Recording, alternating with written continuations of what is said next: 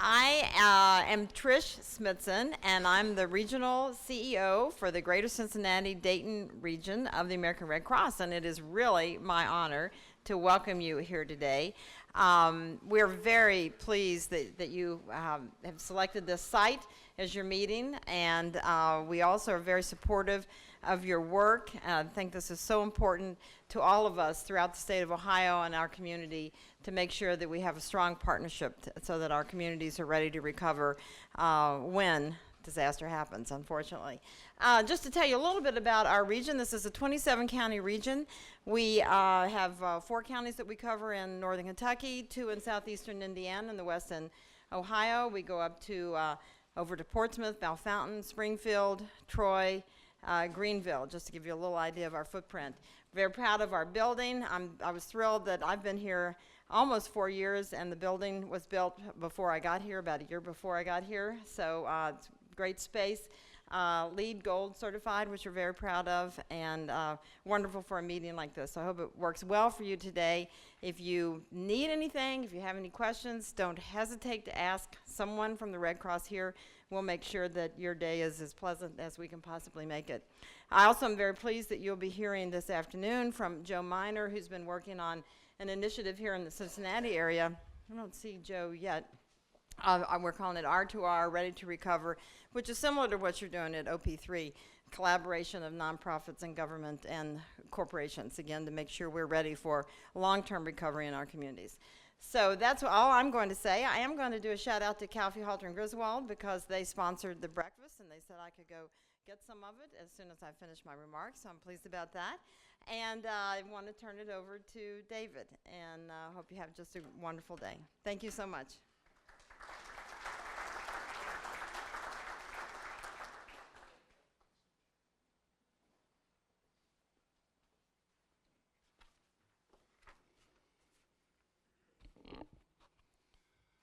Good morning, partners, ladies and gentlemen. I'm David Brown, OP3 Administrator, and your Master of Ceremonies today, and I want to thank you for attending today.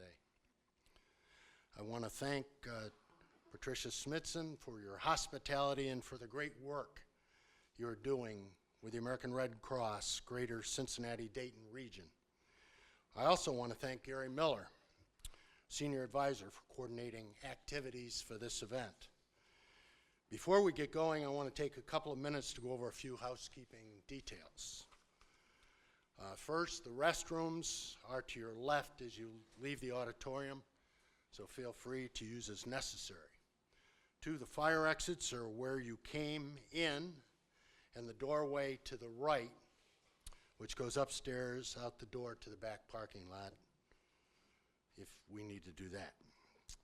3, please turn off or put your cell phones on mute, as that will help our speakers.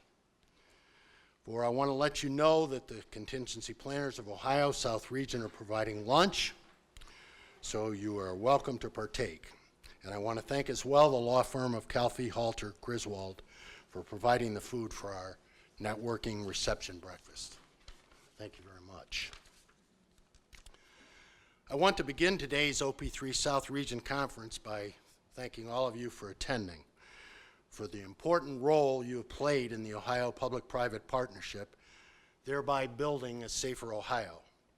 We're involved partners in what may be one of the most important challenges of our time, and collaboratively working together to deal with natural or man-made incidents, and hopefully reducing the impact and keeping Ohio safe. As many of you know, our initiative is designed to provide current information or disaster protection, planning, response, and recovery efforts to the private and public sector, allowing decisions and resources to best support the needs of our people and making us safer. Our objectives are threefold. 1, to assist private and public sectors in getting back to normal in the fastest time frame possible during and following a disaster. 2, to provide situational awareness of imminent threats through voluntary information sharing between OP3 members. 3, to build a comprehensive network of businesses, associations, Ohio colleges and universities, nonprofits, state agencies, and other government entities to jointly participate in disaster prevention, planning, response, and recovery efforts. Today, I want to report to you on the status of OP3 and our plans for 2016. Right now, we have 251 member organizations in OP3, 197 businesses and associations, 18 government agencies, including 13 state agencies and FEMA, 36 Ohio colleges and universities, representation from 16 out of 16 infrastructure protection sectors in Ohio. In March of 2015, OP3 began to utilize a new information sharing portal called Homeland Security Information Network, HISN. This is designed to securely share Homeland Security information and host timely and relevant products to private and public partners free of charge. For the first time in Ohio history, private companies participated in tabletop exercises at Ohio Emergency Management Operations Center regarding toxic algae blooms and utility restoration in a disaster. 2015 was an important year as we started to regionalize OP3, which enabled us to get closer to communities where actual incidents occur and Ohio citizens live and work. In June of 2015, the partnership held its first North Ohio OP3 Regional Conference at Cleveland State University in Cleveland, Ohio. 86 member organizations attended and received important information relating to natural and man-made disasters. Through this regional approach, we added 56 new OP3 members. Our statewide conference was held in October for our statewide partners. Private sector executives presented critical information on incident planning, response, recovery, and crisis communications. 123 partners attended. In 2016, we'll continue to hold regional meetings, developing the Northwest region, as well as holding a Northern Ohio region meeting in mid-May, and our statewide OP3 conference in the fall.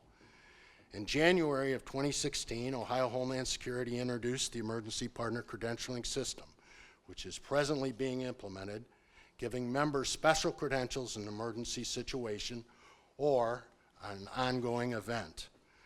Homeland Security Director Richard Zare will be addressing the program in his remarks. These are the initiatives that have taken place and are presently underway in OP3. It is through our collaborative efforts, by working together and engaging, that we'll be able to build a safer Ohio.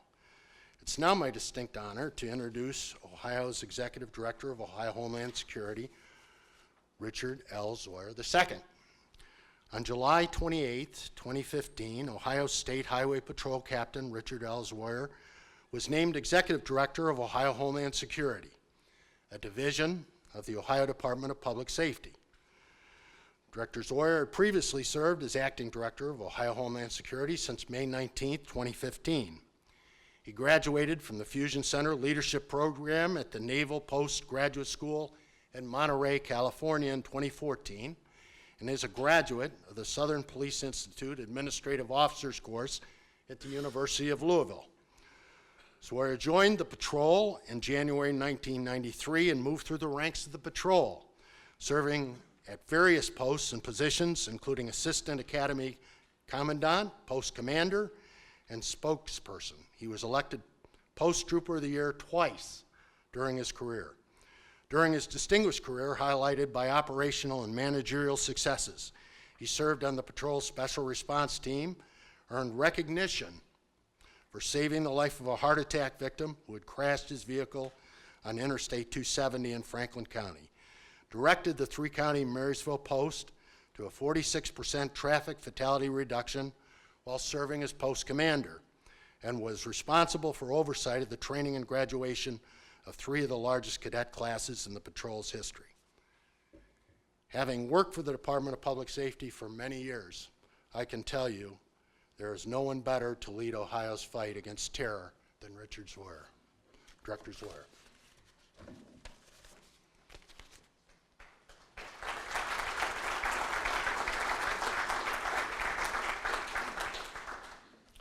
Thank you, Dave. This is a great turnout today, and you know, we've had several of these conferences, and I think that this is probably one of the better turnouts that we've had. I have to tell you, well, first I want to thank Patricia and the Red Cross for hosting this event and having it at a great venue like this. A rainy day, but a great place to have it here, and fortunately right now the rain has stopped outside, so to let you all know. I also want to thank David. You know, when I came into Homeland Security last year, you know, I was getting briefed up on the OP3 program and where we were at, and at that time we had a few more than 90 members across the state. And to see that we're over 250 at this time, I want to thank you, Dave, for your commitment to growing this program and to getting it to where it is today. So thank you for that effort.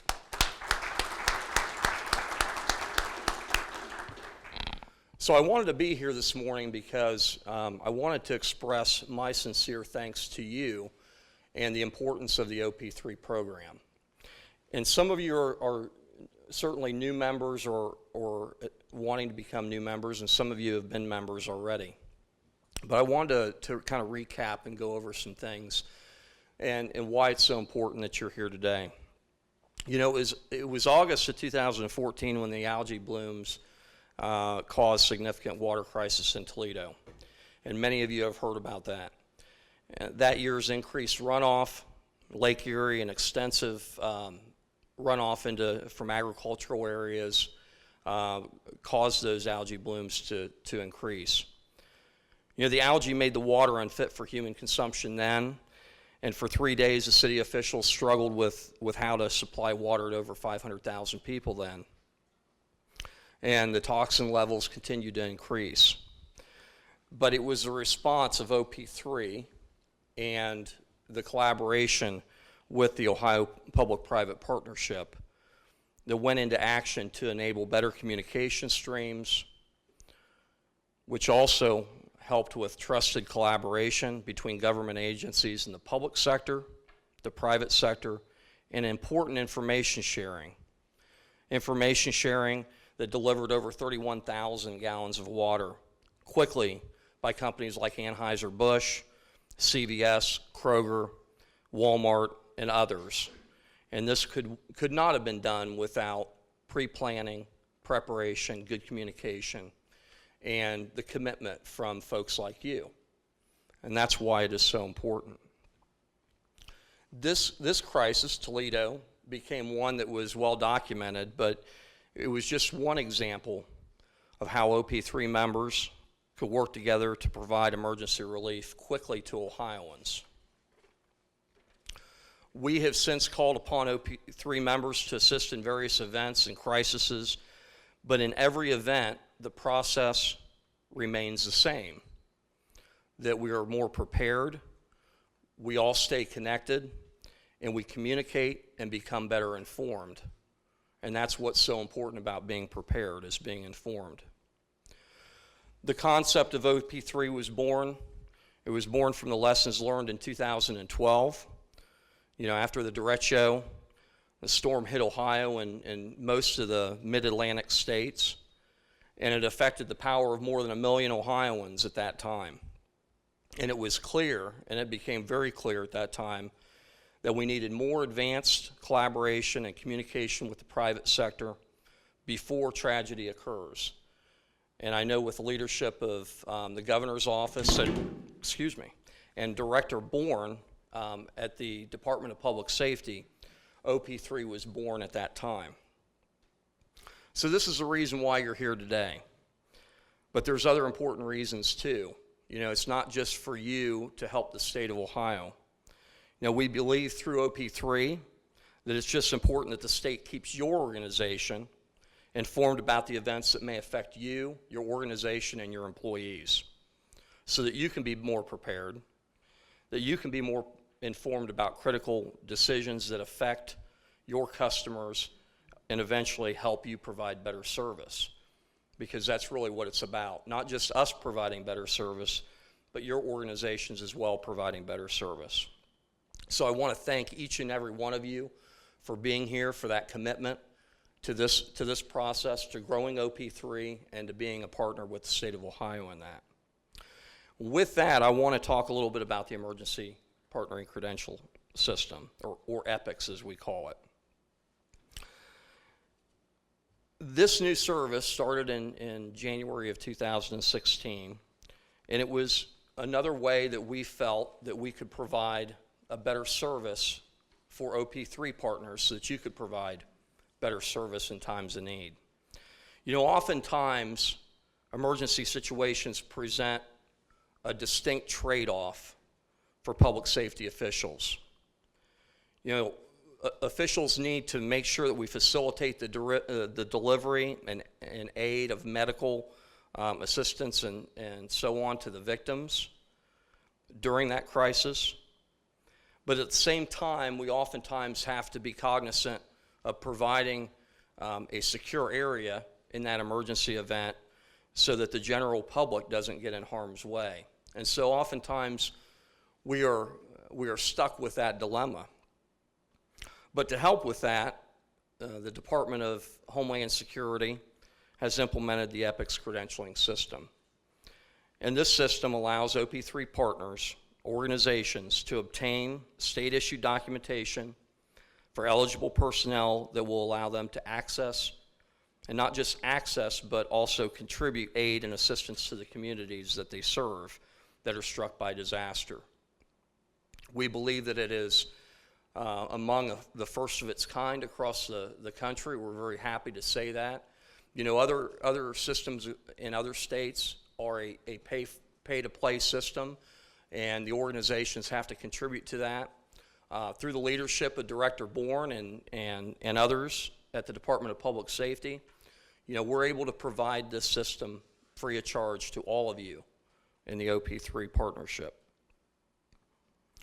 You know, it's really not a complicated system, and Director Bourne has said this many times, that some of the most simple things that come to mind that we state, you know, why didn't we already do this, are the ones that are really so easy to implement and put into play because they're so well received and accepted. Well, the EPIC system is one of those things. People ask, well, why haven't we done this already? Well, I'm just glad to say that it's here for our partners, and it will continue to evolve into something that works for you. We ask for your feedback along the way as EPICS begins to roll out this year and into the following years. But it is designed to be simple and convenient. It's a way for you to receive and your employees to receive, you know, emergency-specific credentials or request multi-emergency credentials to your select staff members. And these requests are screened by our Homeland Security personnel, and the credentials are distributed electronically, which is certainly at a convenience, more convenient for you. Now, this is done through our Communications and Information Management System, and we have folks that administer that at Homeland Security, and this takes a little bit more of the burden off of you. And I know that I spoke with Dustin Fox today, and you know, we have plans by mid-year this year to make the system even more user-friendly for our partners, so that, you know, you're not doing individual entries into the EPIC system to get authorization, but we can help you facilitate batching of employees when you have larger numbers of those employees that you need credentials for. So, what happens once your employees get credentialed? Well, what they'll have is they'll have access to these emergency areas in order to deliver critically needed stockpile supplies, resources, medication, and the like in the wake of an emergency. And we can say that that has been difficult in the past, needless to say. We are very pleased that we're going to help in that effort for you to access those emergency scenes. Now, how does this work with law enforcement? Well, in turn, those officials are utilizing the law enforcement automated data system, or LEADS, which they use every day to be able to access and look at those credentials to verify those credentials. Now, although these credentials do not supersede the authority of the local law enforcement officials out at the scene, the operation works to get the right people access to the emergency scene, and keeping the scene more secure for others that are attempting to go through. As I talked about, EPICS is already being used to provide emergency service. I can tell you with the snows that went through southern Ohio over the last few weeks, law enforcement, including the sheriff's departments that initiate level 1 snow emergencies, they are also starting to utilize EPICS and help facilitate the movement of the credentials by helping to notify organizations that need credentialing during level 1 snow emergencies to contact Ohio Homeland Security to be an OP3 partner and get that credentialing that they need. I'll give you an example. In one of the counties, I had a sheriff approach me and say, you know, the sectors that you have identified that need access, the obvious ones like, wastewater and the energy sector are great that you're doing that. But what about my glass plant where they are making products where they can't shut their burners down? They need individuals that go into work every day to monitor, those burners, and they just simply can't shut them down at a moment's notice during a level 1 snow emergency. How do we deal with that? Well, we're dealing with that through the sheriff's departments, through their recommendations, their nominations, and the partnership through OP3. So we are very adaptable to making this work for organizations throughout Ohio so that it works for Ohioans. With that being said, I'm going to turn it over to Dave, but I wanted to say one last thing. By joining the Ohio Public-Private Partnership and utilizing the services of EPICS, we believe that government and private sector organizations can join forces, certainly to make Ohio a safer place. And, it's through this concept of teamwork that OP3 and the new services like EPICS become a win-win-win. And you'll probably hear that in the campaign a little bit, the presidential campaign, win-win-win. But notice there's 3 wins to that. The state of Ohio certainly is a winner by having the collaboration and the connection to the private sector. There's no doubt that it's been meaningful for us at Ohio Homeland Security. We get information that flows in more readily from the private sector now through the OP3 partnership. Your organization wins, and we've talked a little bit about that, but I think that as new organizations come on, they're going to realize the benefits of OP3 in the future. And with your help, we can do that. But ultimately, the citizens of Ohio and our customers that we work with, both in the private and the public sector, they're the real winners here. And I just want to thank each and every one of you for your commitment to the program and into the future. Thank you very much for attending today.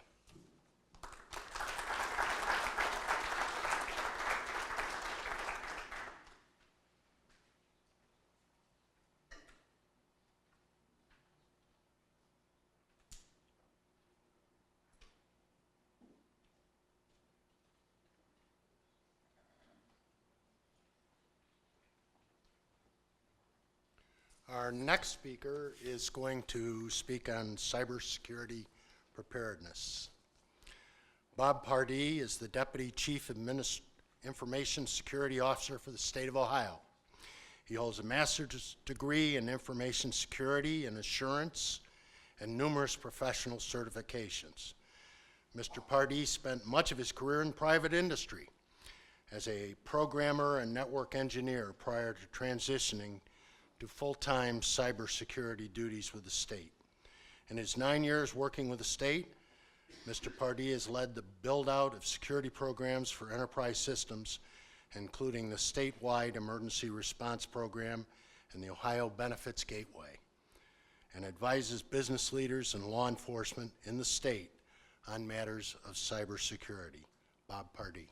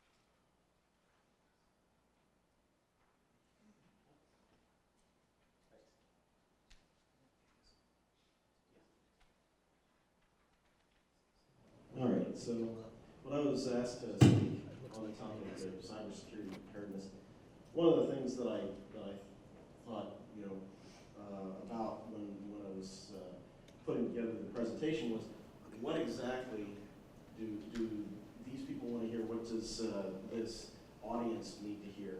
So I kind of set the scope appropriate to that. So for today's talk, we're going to talk about cybersecurity preparedness. This is a little different focus than traditional disaster recovery and business continuity planning that you might be used to working with your cyber and IT personnel on, because this is really talking about attacks against the organization and how they play in both in day-to-day operations and during a cyber incident or during a natural disaster as well. Okay, so we're going to talk about cyber incidents, and for our purposes, a cyber incident is anything that negatively impacts one of the three properties of an information system: confidentiality, integrity, and availability. Confidentiality means that anything that should be private remains private. Integrity means that things aren't being modified in an unexpected or unauthorized way. And availability means that the systems are there and available for use by the individuals that need them. So what do we need to prepare for? Well, there's different types of incidents that can impact cyber. There's the cyber-specific incidents. It's what your information security folks are probably used to spending their day responding to.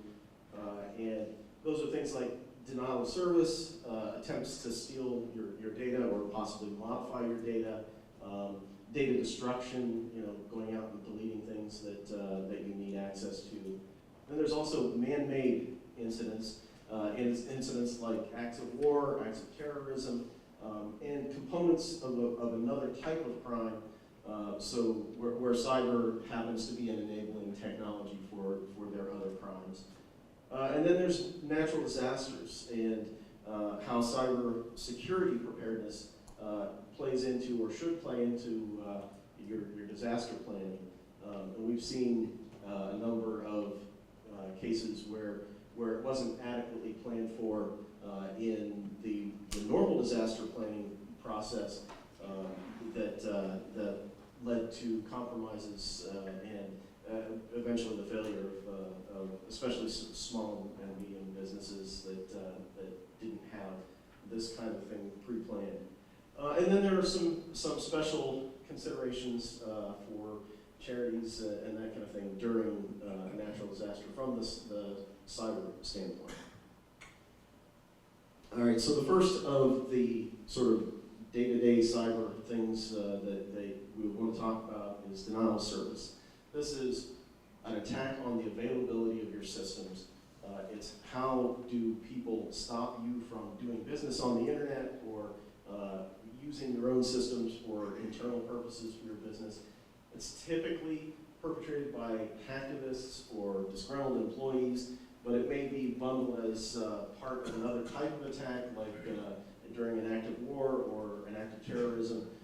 So it may be used to limit your responsiveness to certain types of events, for example. And it also may be used as a cover for other activities that might be happening at the same time.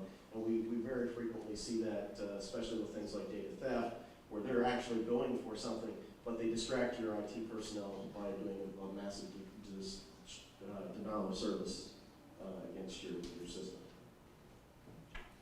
Okay, so when we talk about denial of service, there's actually two forms that we're talking about. One is denial of service, and then the other is distributed denial of service. For denial of service, in this particular context, we're saying a single machine is attacking a single machine and attempting to make it unavailable to other users.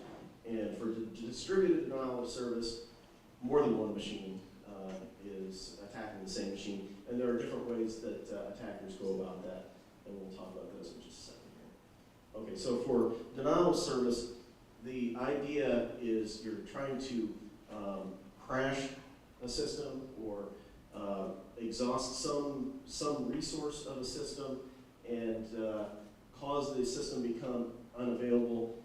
It may be that they're going out and modifying configurations for your systems so that they put them on the wrong network, for example, or make their critical system processes shut down and that kind of thing. And these types of attacks were the common way things were done 10 years ago.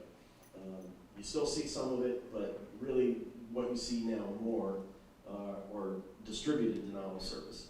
So there's two ways that attackers go about distributed denial of service. The first is they'll use a client that many people run on their machine, either willingly or unwillingly. So they'll use a botnet, for example, and deploy some piece of software that directs malicious traffic towards the victim. The other, in the case of Anonymous had a tool that they would distribute via social media to willing participants whose machines then became part of a voluntary botnet, essentially, to carry out distributed denial of service. But the more common way now is using compromised, services that send back a lot of information. And when you do these denial of services, typically the most common today is attacks on network bandwidth. So they're just trying to flood your internet connection and keep people from getting to your system.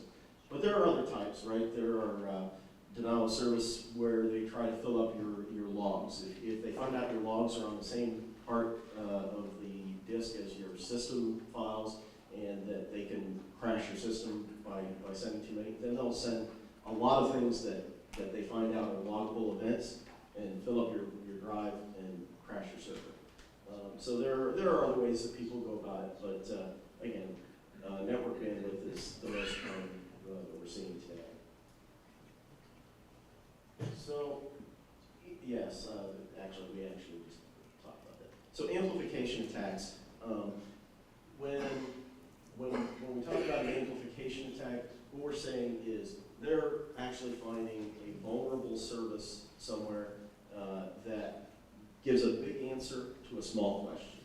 So it's as if they pick that guy in the office that can't answer a yes or no question with just yes or no, and they say, "Oh, Bob wants to talk to you," and then they send him, all he had to say was, "Bob wants to talk to you," and they wasted Bob's whole afternoon. Well, this is the same kind of thing. There are some services that will, you can ask them, "Who have you talked to? Who has this service ever communicated to?" And it has a whole log of everybody it's ever talked to, and it will send that back. Well, they just say, "I'm not really me. I'm Director Swear, and I want to know who you've ever talked to, Bob." And they step out of the way, and all the traffic goes back. And they'll find 20, 30, 40 of these on the internet, and they'll send all of those back and just ruin somebody's day. So they get a lot of huge responses, and the attacker is out very little in the way of time and bandwidth. Okay, so the next thing that I want to talk about is data theft, and this is what you probably deal with on a daily basis, right? But the most common way we're seeing this taking place is through SQL injection. This means normally the case that we see the most often, a website uses a SQL database on the back end, and the attacker knows ways to format commands in such a way that when they give input to your web server, it doesn't, if your web server doesn't filter that input in any way and just passes it back to the database, they format it in such a way that it creates SQL queries against the database that may update things, they may gather confidential information out of the database, they may bypass, if you're using the database for authentication, they may be able to bypass that because they can just pull the contents of your password tables. So there's a lot of this going on today, and again, SQL injection is probably the biggest. But there's also Trojans and data stealing malware, keystroke logging software that may get installed on people's machines and log everything that they type, maybe take screenshots periodically and send those off to an attacker. Then they also have the potential to find things that you accidentally expose. Very frequently, attackers are using Google to find everything that's been indexed off of your website, and if you accidentally put something in a directory that gets exposed to your website, well, they're likely to find it and download it. And then there's physical theft. We've seen situations where, especially for smaller branch offices, where people are in a multi-tenant building with maybe very thin walls, where attackers will just go into the office next door, bash through the wall, steal servers, steal the desktops and laptops out of that office, and go. And that can be devastating from the standpoint of the information that was on those. But there are mitigations that we can undertake for some of these attacks. So applications tend to use databases on the back end, like we were saying earlier.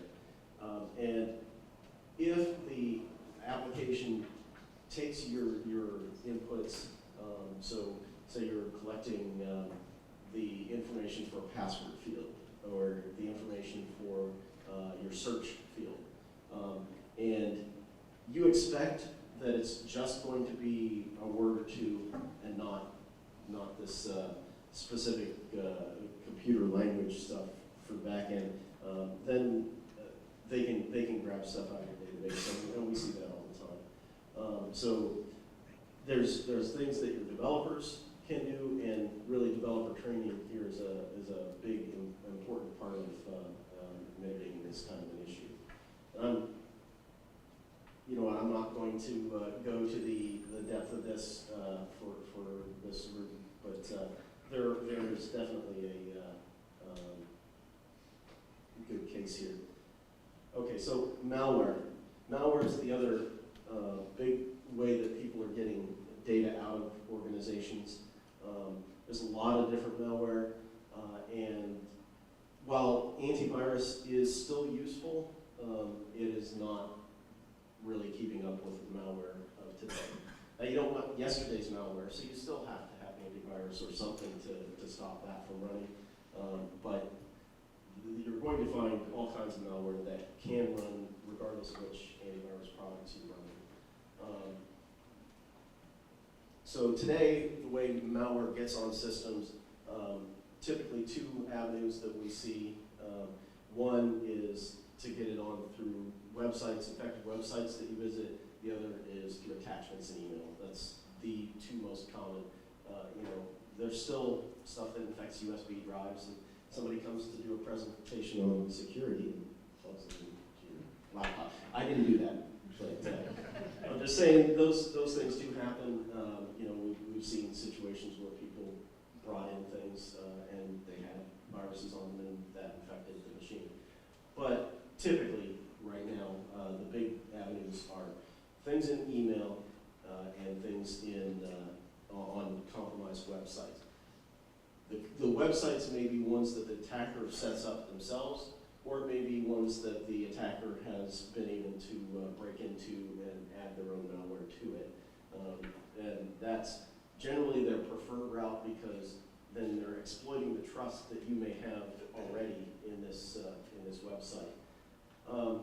So when you're doing website type infections, it's typically a three-part process, because you got a small hole really that you got to get that initial piece of malware through, and so they send a very small piece of malware called a dropper through that whatever exploit they've been able to use on your system, and this dropper, the only thing it does is pulls down the next piece of malware, and it just knows one thing that it needs to do, and it does that, and then it goes away. The next piece of that three-part infection cycle is what they call a downloader. And it may be bundled with other functions, like backdoor access or keystroke logging, or it may just be just a downloader. The downloader talks out to command and control servers that tell it what to do next. So they don't have to bundle everything in with the downloader that it's ever going to do. It actually reaches out to a compromised server somewhere on the internet and says, give me my next command. What am I going to do? Am I supposed to gather information from this machine and send it to you? Am I supposed to download more software like keystroke loggers and that kind of thing? And that gives the attacker an awful lot of flexibility in how they approach compromising all the rest of your network. So, and then the other malware that it downloads can do bad things, and we'll talk about bad things here in just a minute. But what attackers do today, they don't just stay where they're at, right? They'll get access to one machine. That's their foothold inside your network. It goes, because somebody inside requested this malware, as far as your firewalls and all that can tell.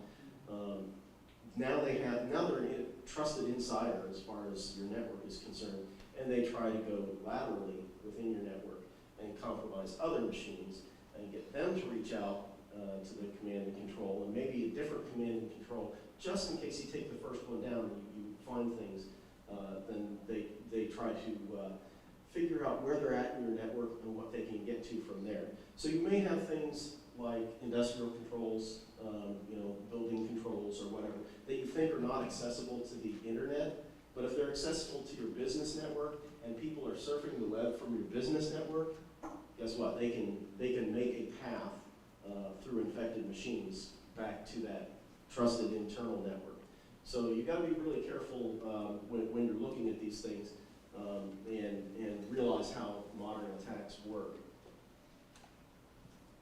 Okay, so when we say bad things, what are we talking about? Well, rootkit technology, that really is something to hide the malware, makes it so that the operating system doesn't even know how to show it to you, so that you don't see that you're infected, even if you're looking.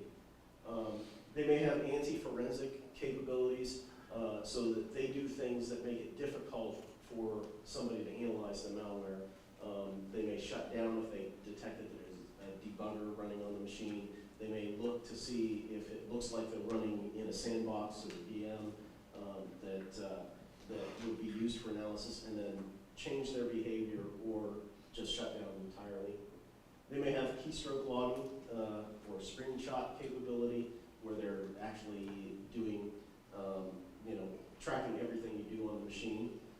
They may have search capability to search the hard drive and any attached network drives for certain types of information and pull that down. And they may have different ways of doing data exfiltration, so sending out the data that they capture from inside your network in sneaky ways so that you don't see it going. And they may have destructive capabilities, and this seems to be an increasing trend, unfortunately.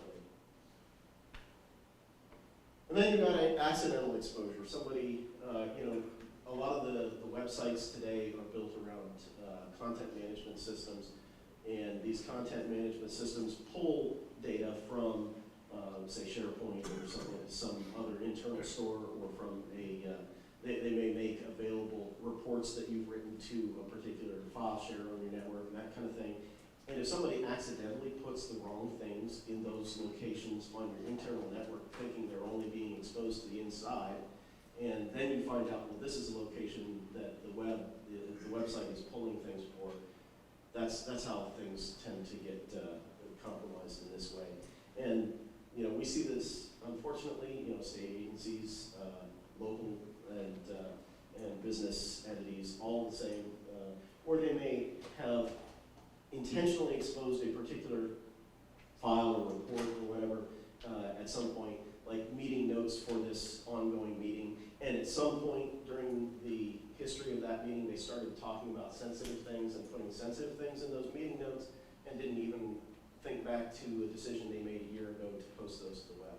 So again, that can be that can be very difficult. Okay, physical theft. So the first thing people think of is USB drives and machines like laptops, portable machines, and other kinds of like tablets and that kind of thing. And yes, that is probably the largest of those issues, because people leave them in their car, they forget them when they go into a restaurant, things fall out of people's pockets. I mean, it happens. And the other thing that sometimes happens is the backup media. You know, if you're doing backups to tape or to CDs or something like that, depending on how you do it, it could, I mean, how you transport that to wherever you're going to store them off-site. If you're like the state several years ago and send it home with an intern, you know, you really need to think through your off-site backup strategy and the arrangements you have with any providers to make sure that, for example, if there's a truck that comes and picks up your backup and takes it to an off-site facility, is there one person on the truck? What happens when that one person has to go to the bathroom, right? Or if if they're out all day, do they stop and eat lunch and leave your stuff in the back of the truck while they're in the cars? Okay, there's a lot of situations that you really need to think through from the standpoint of how your backup media are handled. Again, the break-ins to data centers and branch offices, particularly branch offices, because they tend to be termed for scamming somebody through talking, right? They'll come in and say, "Hey, I'm the vendor for your badge system, and you guys had an issue with it, and somebody from facilities called, can you just let me back, and I'll go in and reprogram that, and you won't have any problems anymore. I'll have access to your facilities from then on, but you won't have any problems." Or they may say, "Hey, I'm here to fix the ventilation system in the computing center. Let me back in the computer room." And then if people leave them unattended, I mean, that's the kind of thing that happens all the time. And then sometimes not satisfied with a short-term outage from denial of service, they may destroy contents of your drives. And we're seeing this as kind of a little bit bigger problem than we used to. So there were, I'm going to hit a couple of case studies. Actually, I think I may even have a slide for it. Yeah, so, I came up with like 9, just off the top of my head when I was creating this, so I thought I'd save that slide, but that's all right. So the first one that I'm going to talk about is HB Gary Federal, and the thing that was interesting about this particular attack was when the attacker got access to their network and started moving through their network, they realized that all of the off-site backup, all of the backups were off-site, but they were disk-to-disk backup. And they were all online and available at the time. So the attacker said, "Hey, I've got the credentials for their storage management system off-site. I'll just delete that too." So now the primary and backup were deleted. And that's a scenario we really need to start taking more seriously as we plan our disaster recovery. Next one is a similar case, CodeSpaces, which is a company that did source code management for other companies. And they built everything in the Amazon cloud, and they ensured that everything was distributed to multiple Amazon data centers. So again, they would have all this recoverability. Well, the attackers gained access to their Amazon, they have an Amazon console where they can configure all this stuff. They gained access to that console, and they deleted all of the sites. So again, it is possible to do this. But then there's sort of the more mundane, where like in the case of North Korea's attacks on the South Korean banks and media, or in the case of the attacks by the Iranian government on the Sands Casino, because the owner of the casino said, made public statements that weren't favorable to the Iranian government, or the attacks on Sony. I mean, the list goes on and on. There are several of these where the attackers wanted to do more damage. And it may be because they took things personally, but they wanted to do more damage, so they deleted the data and maybe made copies for themselves before they did so. And then finally, for data destruction, that's also been a capability that we see being used when people are trying to sow chaos in an organization. So if they're attacking a utility, for example, and they don't want that utility to recover quickly, let's delete data off of systems, and hopefully that will slow down the recovery efforts. And if you combine that with denial of service, I mean, that it all comes together to make things much more difficult. Oh, see, I knew I had a slide of photos on there. Okay, and the Ukraine power grid, that was a case where you see some of these things coming together. There was a denial of service against their help desk systems, so that people trying to get recovery efforts underway would have more difficulty communicating. There was some destructive capability in malware, at least according to some of the open source reporting, that disabled some of the machines that would have been useful in recovery. For a potentially a government-sponsored attack like that, having this kind of thing pre-staged makes it possible for them to do all kinds of damage. So how do we prepare for it? Well, one, we make sure the systems are patched, right? Because for the things where they're trying to crash your systems, that's much easier if you don't have all of the latest patches applied, because a lot of the things that they patch are bugs that allow you to crash the system. So you want to do that.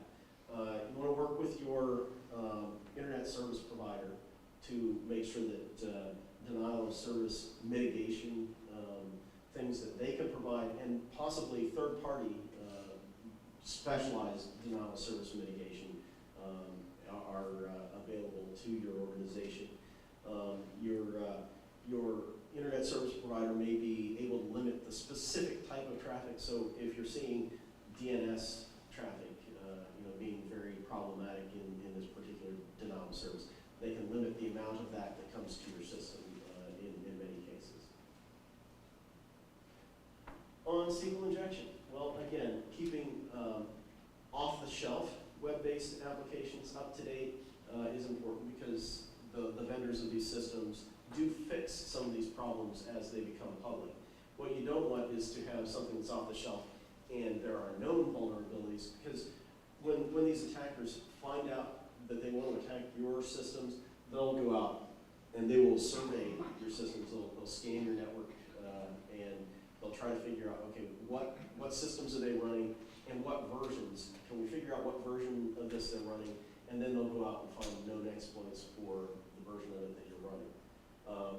For homegrown applications, you want to have somebody who knows security come in and do penetration testing against the application as you cycle new revisions of it, and that's to help them turn up the same things that a hacker is going to turn up in their own evaluation, but get it to you first.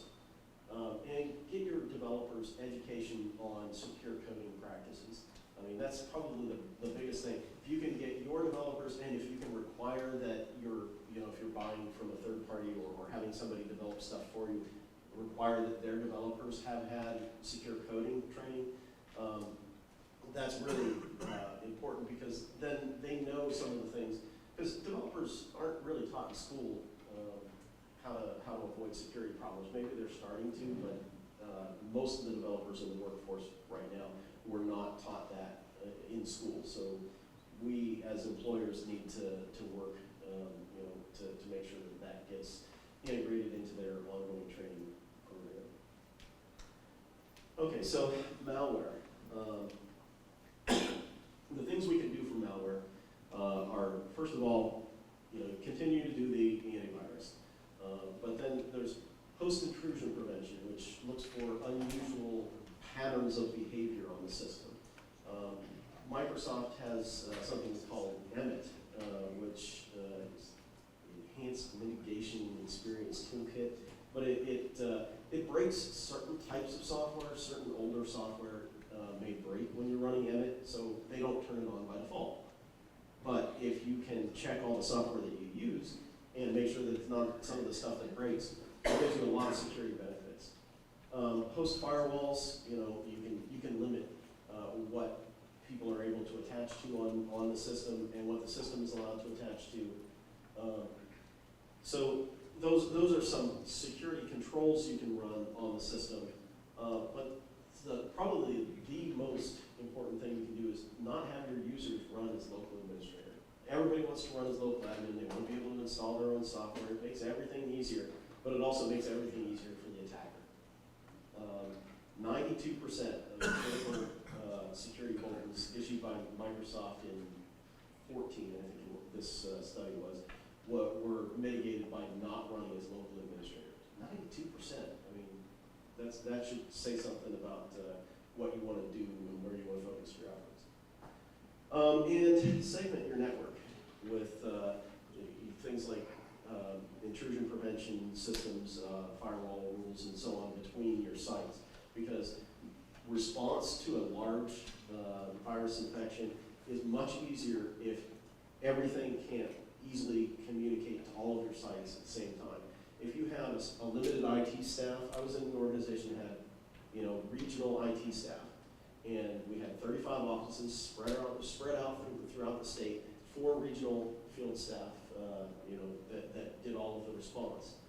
And they would go to one site, and they would get things fixed, and then they would go to the next site and remove the malware there. And when they got done with that second site, the first one was reinfected.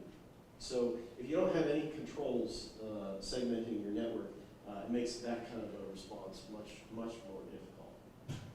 And then educating your users, having them know the dangers of clicking attachments in email and what the warning boxes that come up when you run Internet Explorer and you see this is using a different, an invalid security certificate. That having people understand that www.google is not the same, and watch for those kinds of tricks, and that google.evilhacker.com is not the same as google.com. Preparing for accidental posting. Well, first thing, scan and search your websites the way an attacker would do on a periodic basis. Make sure that you know which locations on your internal network are actually being pulled by your website. And then thinking through the plans to remove data. So not just removing the data from your internal stuff, but there are sites like archive.org that go off and take a periodic snapshot of what different websites look like. You want to know how you get things off of these other sites as well, and out of the search engine results. So when you're looking at Google search engine results, you may see a brief summary of parts of the information that they pull back from a site. And if your sensitive information is in that, you want to know how to work with them to get it taken out. And also with providers that if the attacker pulls this and posts it to Pastebin or some other provider that takes these kinds of documents, you want to know how to get them to remove it as well. There are things that you can do to help prevent the physical theft. One is creating policies and educating your users on the policies regarding taking data out of the facility. And you need to think through both hard copy and soft copy. That's one of the things that people tend to overlook. People will do a printout, they lose their laptop bag, but the laptop was encrypted, so we're good. But well, there's a stack of printouts with social security numbers on in the laptop bag. Well, okay, we're not good anymore. So where we can, make sure that people are only printing sensitive information that they actually need in hard copy format. And we talk about two-person transport when sensitive data are being transported from facility to facility. And consider facility security versus other types of facility. Okay, so the structure. Well, first, you need to make sure that all of the critical code and data and information is available in a way that it cannot be destroyed by an attacker. Even if the attacker puts a keystroke logger on your storage and backup administrator's machines and has everybody's passwords, you need to make sure that they can't do that. One of the ways that people do that is continuing to take periodic backups to tape so that they have some place that they can fall back to. Another way that people do it is to write once media, so either worm drives or to CD or something like that periodically, again, so that there's something that the attacker couldn't write to. And some storage systems will allow you to define a policy that not even your storage administrator can override. So you may have the ability to set a particular partition as having a storage retention policy that goes 9 months, and you can't, once you put something in there, you can't delete it for those 9 months. So you have to reset the whole system. You have to be physically on site there to reset the whole system and lose everything in order to be able to delete anything out of there. And then follow the advice that we talked about for malware. Beyond the man-made incidents, things like acts of war and acts of terrorism, they may use cyber as part of their attack, like we saw with the Ukraine. They may use cyber to help get their message out, so they may compromise people's websites, not because they really have anything against that person's website, that person or organization. That's just a target of opportunity where they can put up messages that all the website visitors will see. It says, hey, our hacking group is the best thing since sliced bread, or our terrorist organization is something you need to be aware of. And then, as components of physical crimes, you'll also see people breaking into systems to disable or overwhelm alarm systems, or to gain access to the video feed, because many of the video cameras that people are using for surveillance are network-based video cameras.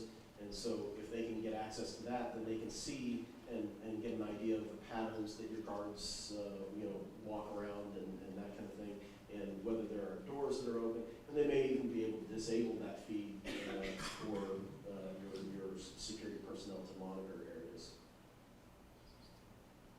Okay, so natural disasters. One thing we've seen in the case of natural disaster is that planning is really important.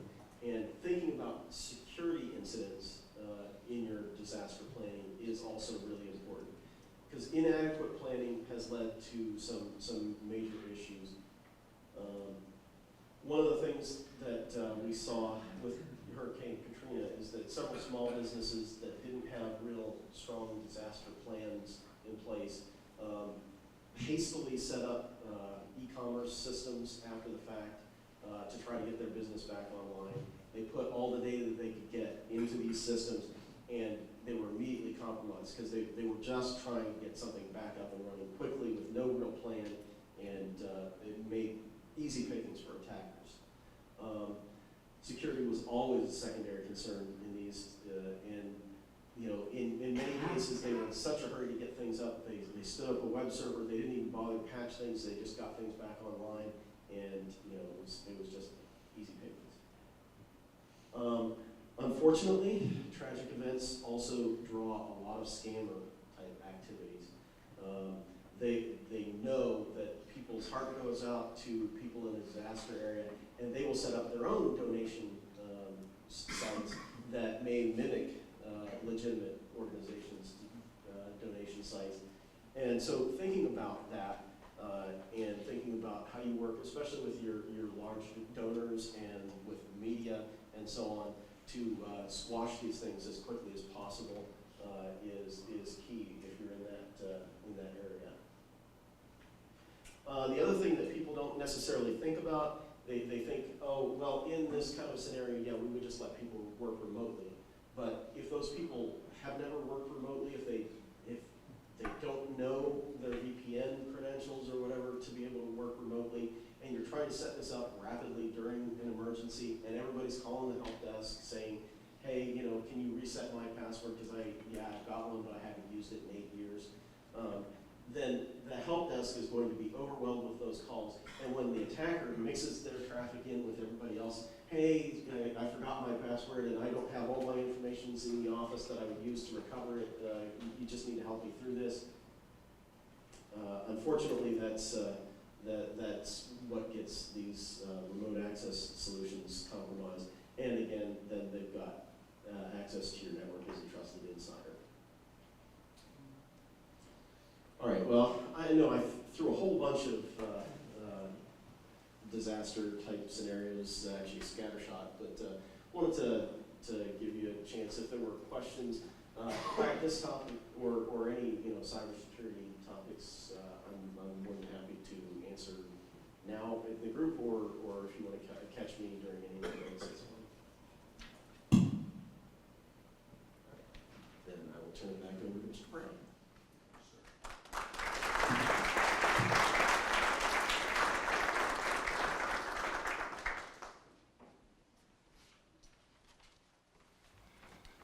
Thank you, Bob.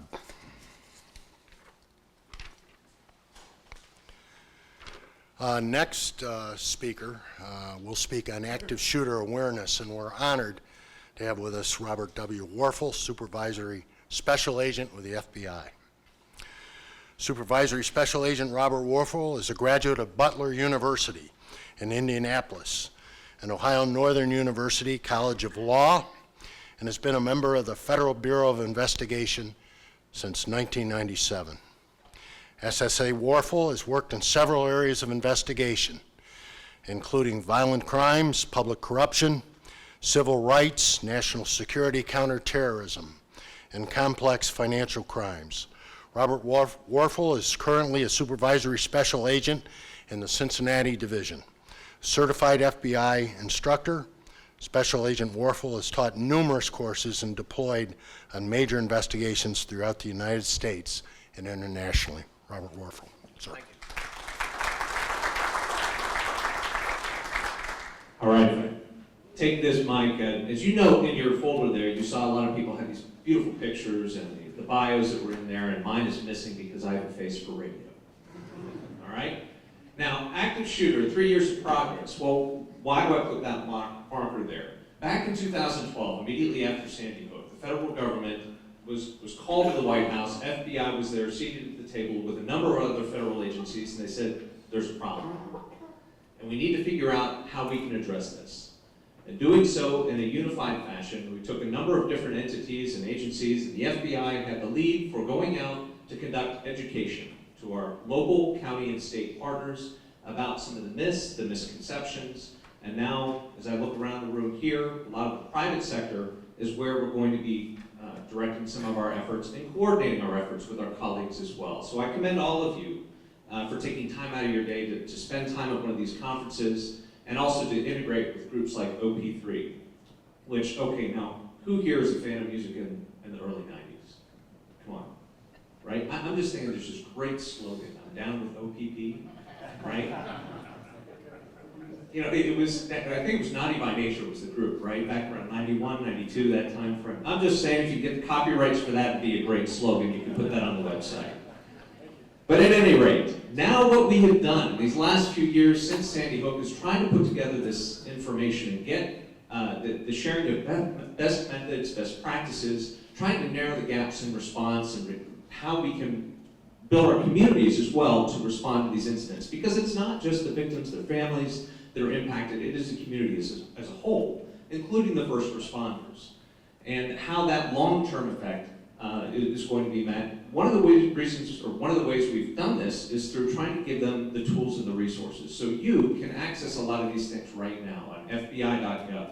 If you search active shooter on our website, you're going to be able to draw up a number of different facts and information, much of which I'll share with you today.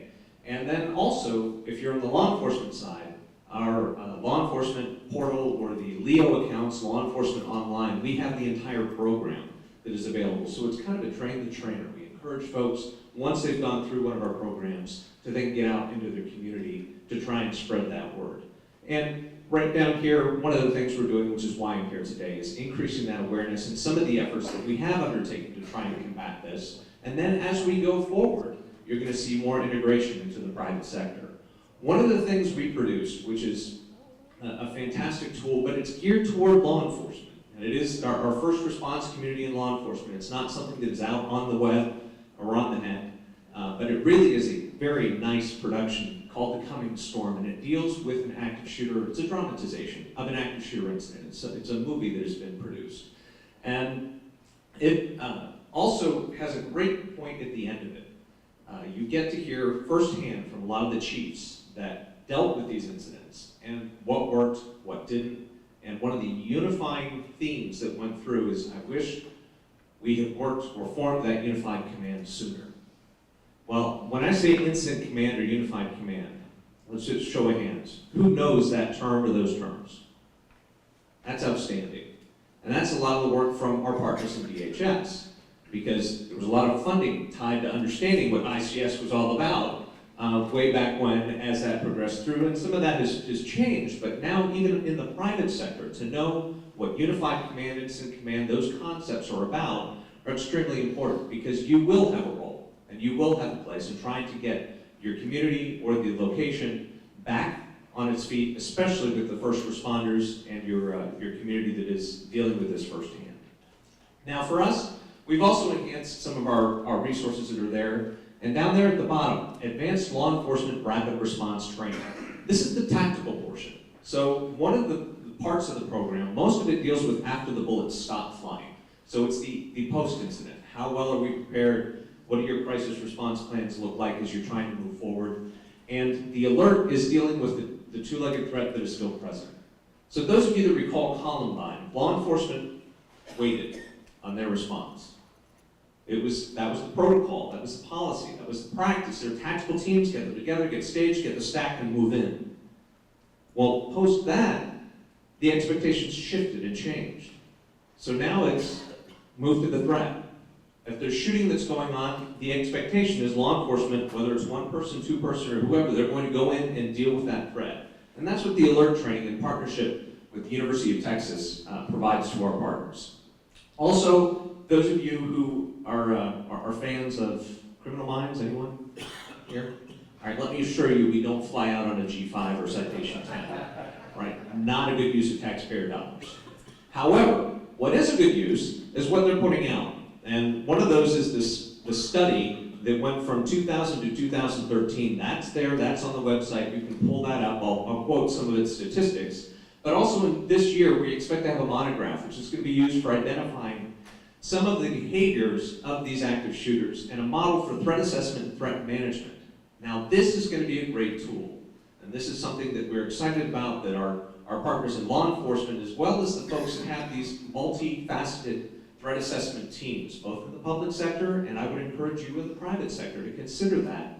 As you look at your employee assistance programs, there might be an angle or a part where this could be part of your assessment. As you look internally at the policies, say you've got disgruntled folks, people that you are escorting out of the building, or they're terminating their work with you, it might be a great tool to incorporate.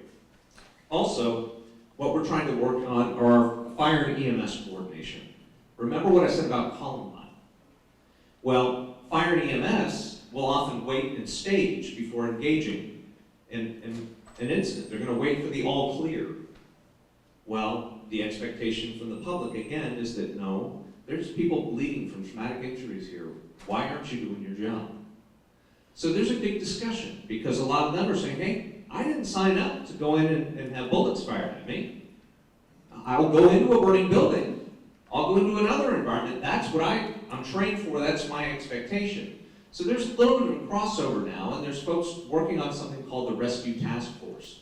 We're seeing it come into fruition in places like Dayton. They've got a network that is ongoing, since we're talking about the Southern Ohio groups that are here. We're also seeing it evolve, and it's on the table in a number of other departments as well. So that discussion has started, and it is something that we're very interested in seeing how it progresses.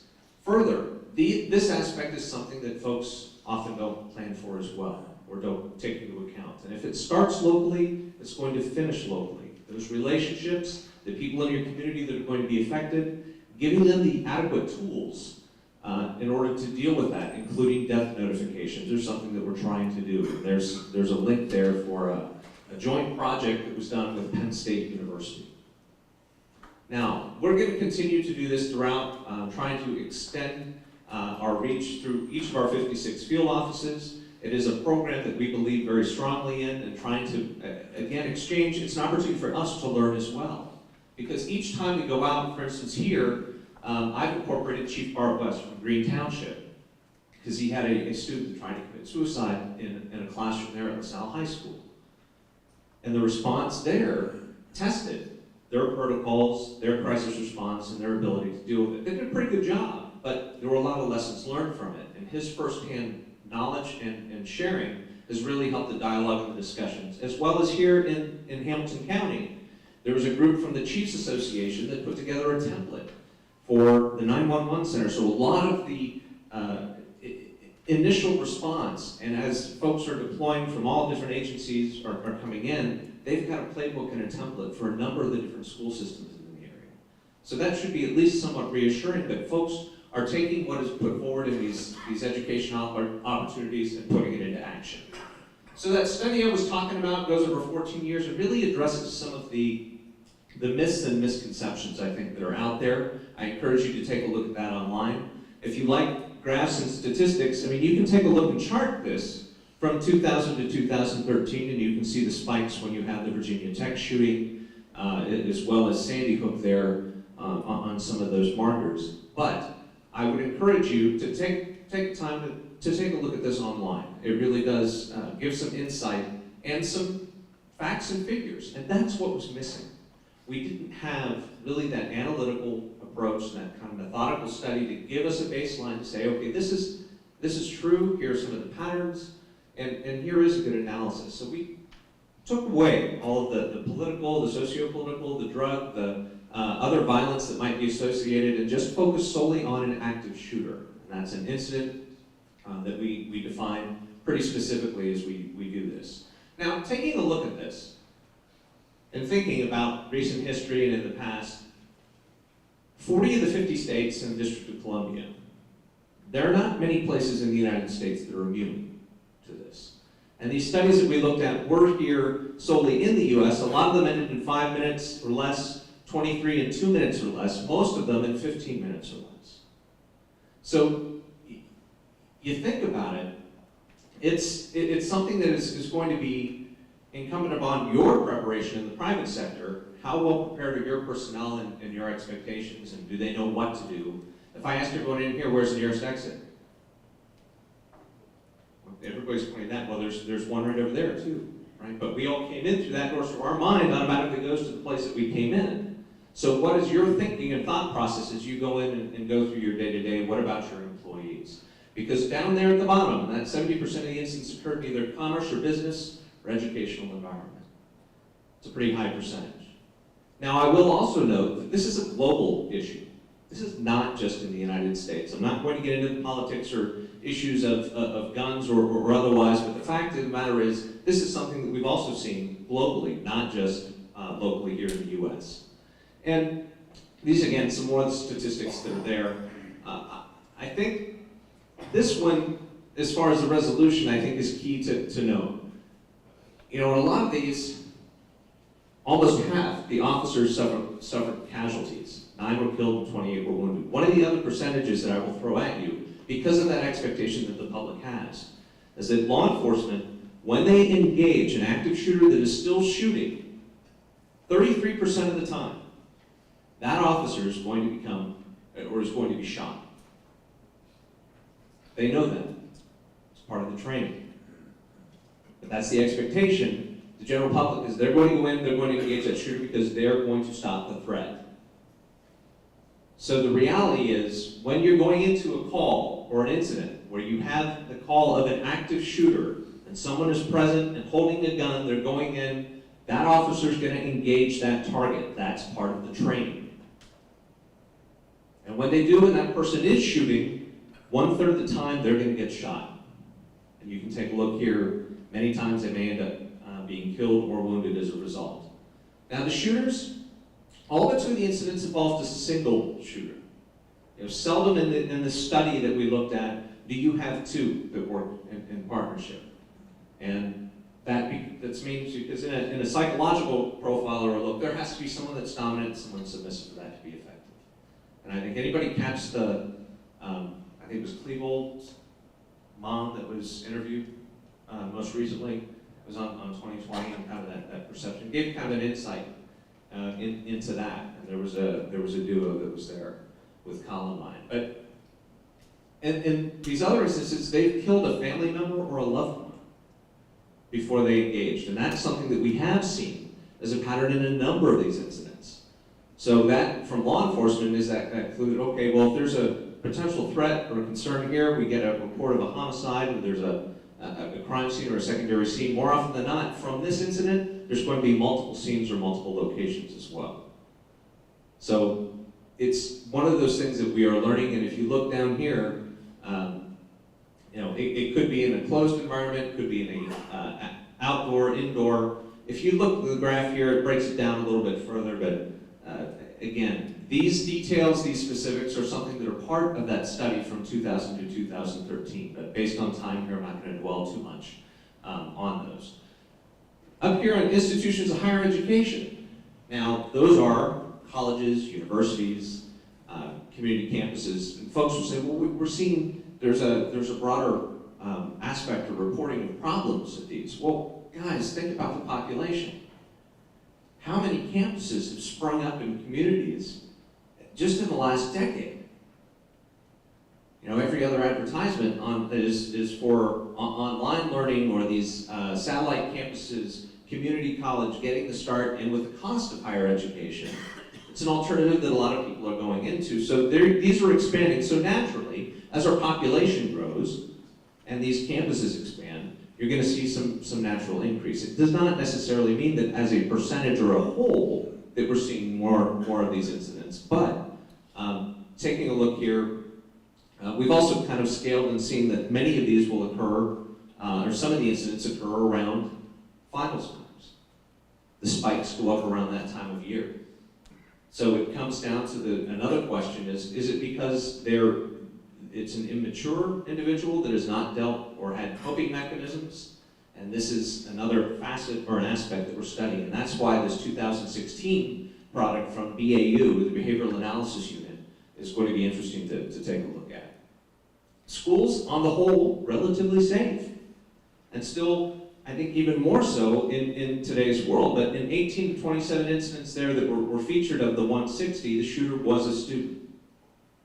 And in a number of those, like actually 80% of those, somebody in that school knew something, but didn't report it, or didn't think it was important to mention or bring it up. So that's one of the emphasis that we have is there an anonymous reporting mechanism? Is there a 1-800 number? Is there a counseling or school counseling, school psychologists? There's a means or even peer counseling for people to have an outlet to share this information, to be sure that it gets out. And I think now that temperament has changed quite a bit. Most school systems have adopted that, and there is an outlet and a means for people to communicate if there's a concern or if there is a potential threat. And what we try to say is that if you hear or say something or see something, say something. Communicate it. Be sure that gets out there. Don't dismiss hunches or concerns. Certainly, this is where a lot of people can put the basis, and trust that law enforcement professionals are not going to kick down the door and throw handcuffs on them immediately and haul them off. That's not how we integrate and deal with these threats. As a matter of fact, we're going to try to meter out the facts and get the perspective and determine. We'll make a threat assessment as to whether or not there is a likely threat or a probable threat. And that's with each of these instances, both whether that's in a school setting or in the private sector as well. Give us a call, because that small piece of information could also be part of a bigger picture. If we've received other tips, other information from other sources, and this goes not only just for us in the Bureau, but certainly law enforcement in general. So your local, county, and state officials are all working and focused very much so on this potential threat. And with that, I mean, there's a lot of content that is up here, but right down there, the center part, developing redundancies in communication, trying to establish a means right here that this often gets left out, but incorporating local and federal resources for victims, the services to the survivors and the families, and victims goes beyond just the folks that were hit with the bullets or in that immediate incident. It also includes your personnel that were there that witnessed it. So do your employee assistance programs include any kind of faceted counseling or long-term counseling included, because you're going to need it. And for first responders, it's something else that we've recognized when those anniversary dates hit, when something that might have been suppressed, we're all professional, we're all trained, you know, we're going to compartmentalize that. It comes out at some point. And it affects you in a negative impact, whether you think it does or not. I don't care how well trained or well prepared you are, standing in one of those incidents, processing one of those scenes, will have and leave an indelible mark on you for the rest of your life. So with that, how well are you prepared internally? What sort of systems are there, and how well acquainted are you? What's in the locality, the county, or the state? And certainly groups like OP3, as well as networking with Homeland Security, whether that be in Ohio or the federal level, can help connect and introduce you to a lot of those resources. On-scene commanders, recognizing that no one entity or group can handle this alone. It has to be a partnership. And you better expect that, yes, the media is going to come in mass. That's one of the things that we talk about as well, is how well prepared are you to integrate and deal with media. It can be used as an effective tool. They can be a partner in how you address these threats. But how well you prepare, and yes, you can even script. It's okay. And you can kind of prep some of this, bring it to the tables, and dare I say, as a recovering attorney, yes, get your counsel involved. Because if they give the blessing and you've got that template and your script already planned out, it can certainly help, and help your PIO, your public information person, whoever's going to take part in what's called a joint information center, or a group which is under that unified command, so that there is one voice that goes out to the public as far as what has occurred and updating that information. So you need to be coordinated in all aspects in responding, but especially in dealing with the media and handing that information out. So what are we doing? We've trained a lot of our own personnel, as well as enhanced our victim advocates that are there, and first aid kits for agents. This is something that we've seen that's also going on in the local departments as well. They're pushing out what are called individual first aid kits, stopping the bleeding. We're in the Red Cross building, what better place to mention it. As far as preparedness, tourniquets and things that just stop the hemorrhaging will increase survivability exponentially in these incidents. So we're seeing a lot of folks co-locate tourniquet kits and the familiarity with what we would consider combat medicine. It's one of the lessons learned from Afghanistan and Iraq, that, hey, people who we thought before would have bled out or died from these traumatic injuries can be sustained and then treated and survive. So we're incorporating it into our training at Quantico. A lot of law enforcement agencies are incorporating it into their personnel, and we're seeing folks co-locate first aid kits and tourniquet kits with defibrillators in buildings and locations. So just one of the interesting takeaways. Behavioral analysis unit, we talked about these folks, and I think this is the best slide here. It's one of the things that does not get a lot of mention, and on average we get 160 requests a year. Those are concerns from departments or from school systems, universities, locations that say, hey, we think we might have a potential active shooter threat here. That assessment takes place, and to date, not one of those incidents or individuals has carried out an act. That's a win. That's a tremendous success story that never makes it quite to the media and out there in the public. So, but that's just the way we operate. The fact of the matter is, we're also advocating our folks and fellow law enforcement officers to have that nexus, so that we've got a person from the National Center for the Analysis of Violent Crime, the Behavioral Analysis Unit liaison in each of our field locations. So we've got one in Dayton, one in Cincinnati, one in Columbus, and that's where that call, when it comes in, goes to. Also for all of you, take away today, have that survival mindset. You know, look at your place of business. Have you realistically kind of gone through and decided, here's a good spot to hide? What's the difference between cover and concealment? Anyone? Right there. Concealment is just being able to hide. Cover is something that's going to protect you. So that's right. Cover is something that's going to protect you. Concealment, great place to hide. So are there places, rooms, facilities, things that you can roll in front or hide behind that are going to add that cover as well, should there be projectiles or things going out? Do you have designated shelter locations? Does law enforcement know your facility? Have you invited them in? Have they walked around or even trained with you and your personnel? Just things to think about. Because if you go down those green boxes, that's what you want. Yes, you're going to be startled and anxious. I guarantee that it's going to happen. But you're going to recall that you've at least prepared and have some knowledge of where those exits and locations are, and you're going to follow them. Because on the other side, I'll tell you from interviews with witnesses and students in these environments, and I speak from Northern Illinois University, a guy came out, leveled his shotgun, started shooting at a crowd much like this one in a classroom setting, and they said, we couldn't believe it was happening. We saw the gun, but we thought, it's not real. Wait, and then he started firing. And until the student started dying and bleeding there, and he then transitioned to his sidearm and started walking through to finish off the folks that had been injured, they were in disbelief, denial, and it was all the way to helplessness. You don't want that side. So how well can you prepare, and how well are you prepared? One of the tools that's up there is Run, Hide, Fight. It's a video available from readyhouston.gov. Also, The Ohio State University has made a similar video that's out there and available by link. I encourage you to take a look at these. They're online, you can YouTube them, but it's about 6.5 minutes, each of those in length, and certainly worth the view. Why run? Evacuate if it's safe to do so. It aligns itself pretty well with a lot of the ALICE training that's going on in the school systems as well, empowering folks to get out. A moving target is a lot more difficult to hit, trust me. And hiding, if evacuation is not possible, where is that location? And is there a place that offers concealment and cover?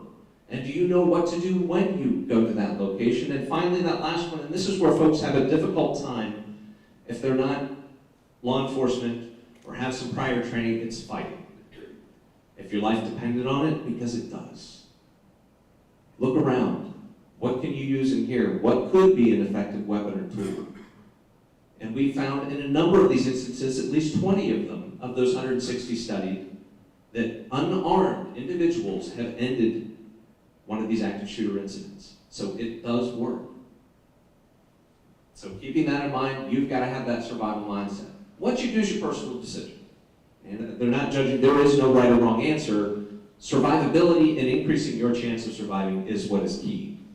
Now, for us as we do these studies and continue forward, we look at threats like what happened at Fort Hood and the Navy Yard, where there were extended period of time over multiple locations. Also, these were government facilities, causing us to rethink our own plans. I work in an environment in a building that's filled with people with guns. Should be secure. You look at these facilities, they're military installations. People have that same concept and predisposition that, oh, it's safe here. Well, in reality, the only people with guns, anybody here, I know I've got some folks with DOD experience, it's the MPs and the guards. And if you have a viable reason to be there, like in the Navy Yard shooting, you're a cleared contractor, there's nothing that says you're not bringing something else in. So it's causing us to rethink and look about how we plan for that. What's coming up as well, we're going to see an app. There's an app for that. Right? So our law enforcement, local, county, and state partners, as well as our federal partners, will have an instant command pocket guide reduced to your phone. You can download that. And some of the things that we're looking forward as well is, we used to have this ubiquitous blue jacket with the yellow lettering. Well, when you don't have that, now they're looking at sashes. So is law enforcement. When you are in plain clothes, or not in what would be a full uniform and badge, somebody's got to identify you. And you don't want to end up being a blue-on-blue law enforcement shooting you because you've just eliminated the threat. You're holding a gun, they're responding. It happens. So how do we avoid that? Now, very quickly, and I know I'm near my time, I gotta tell you about InfraGard. Anybody here an InfraGard member? Got a couple hands. I know I've seen some familiar faces. At the basic level, it is, at the federal part, from the FBI's perspective, that public and private sector partnership. So we absolutely endorse and work closely with our colleagues in Homeland Security. There are some pamphlets that better describe the program just outside on a table. It started back in '96 up in Cleveland as part of the cyber initiative, but now has transitioned and grown. We have 43,000 members across 85 different chapters throughout the US, and it covers 16 different critical infrastructures, not just cyber.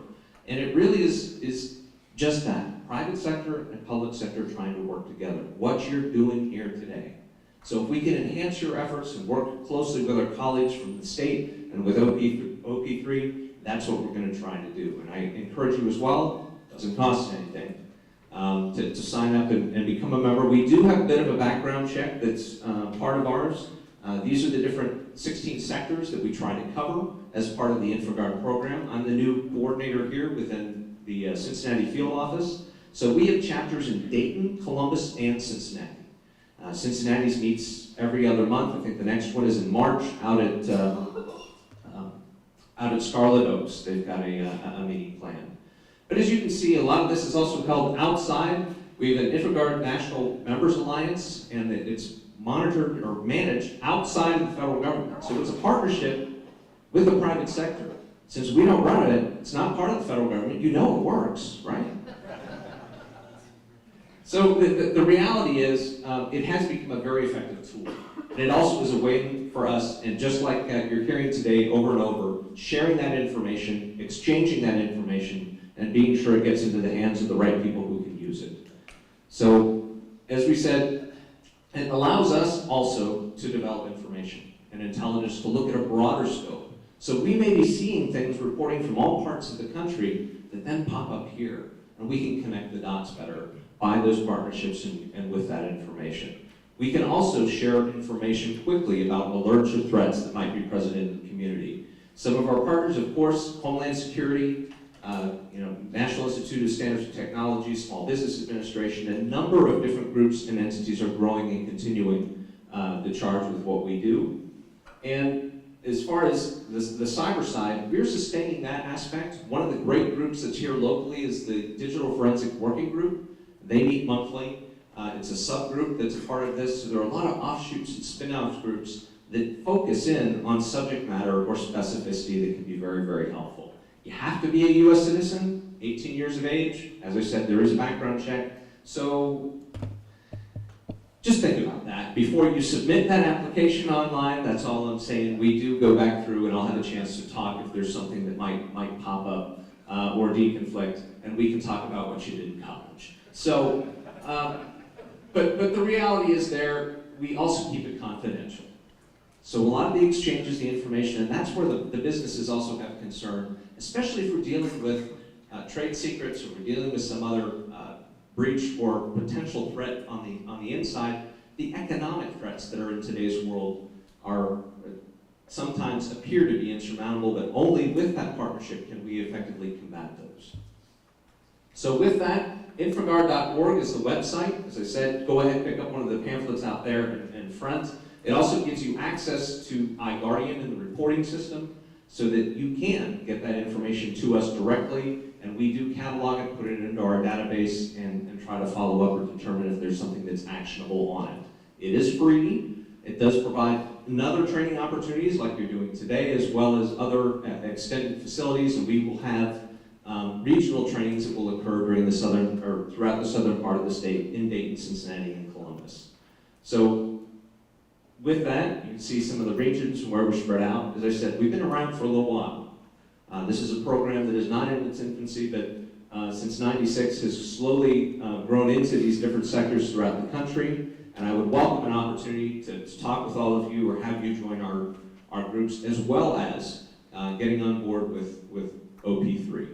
I think think together that's where you get to see this bridge between the private sector and the public sector, and certainly government, especially with the merging of law enforcement and intelligence, which is really how we're going to be successful in keeping our communities safer.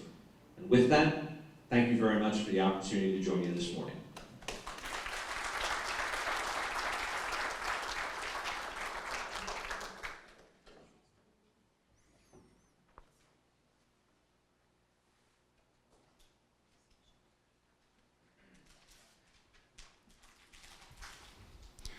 Thank you, Special Agent Robert Warfel. Our next speaker, David Hosier, will be speaking on active shooter program from a business perspective. David works with Macy's. He is a certified business continuity professional with over 15 years of experience in risk management and business continuity, and 25 with Macy's. David has held multiple retail and enterprise level positions within the company, including property risk control manager, senior manager property and casualty risk control, director of business continuity, and is currently vice president of risk management. It's my pleasure to introduce David Hosier. Do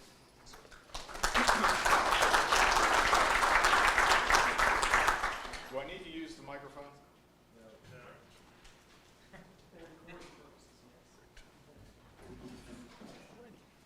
Okay, so I think the good news for everybody is there's a little duplication in my presentation versus the special agent.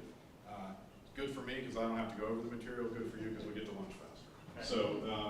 So I'm going to speak on kind of the business perspective. The great thing for me was a lot of what Special Agent Warfel talked about, we've implemented at Macy's. So you'll kind of see how we did it on the private sector side. I'm really excited to show the video that we produced in-house, although you didn't see the Run, Hide, Fight video there. Has everybody seen that? The Ready Houston version, right? So we took that and made it retail-centric, right? So you're going to see a lot of the same content, but you're going to see that it was produced in our facilities and in the environments that our folks are in day-to-day and the response strategies that you would use there. So we're pretty excited about that. Okay, so I'm going to give you a brief company overview, just kind of give you an idea of who we are, where we are, why this topic. I think everybody knows that, but kind of I'll take a step back and tell you why we chose this topic when we did, and then kind of go through the program development for us, and this is an area where I will skip some slides.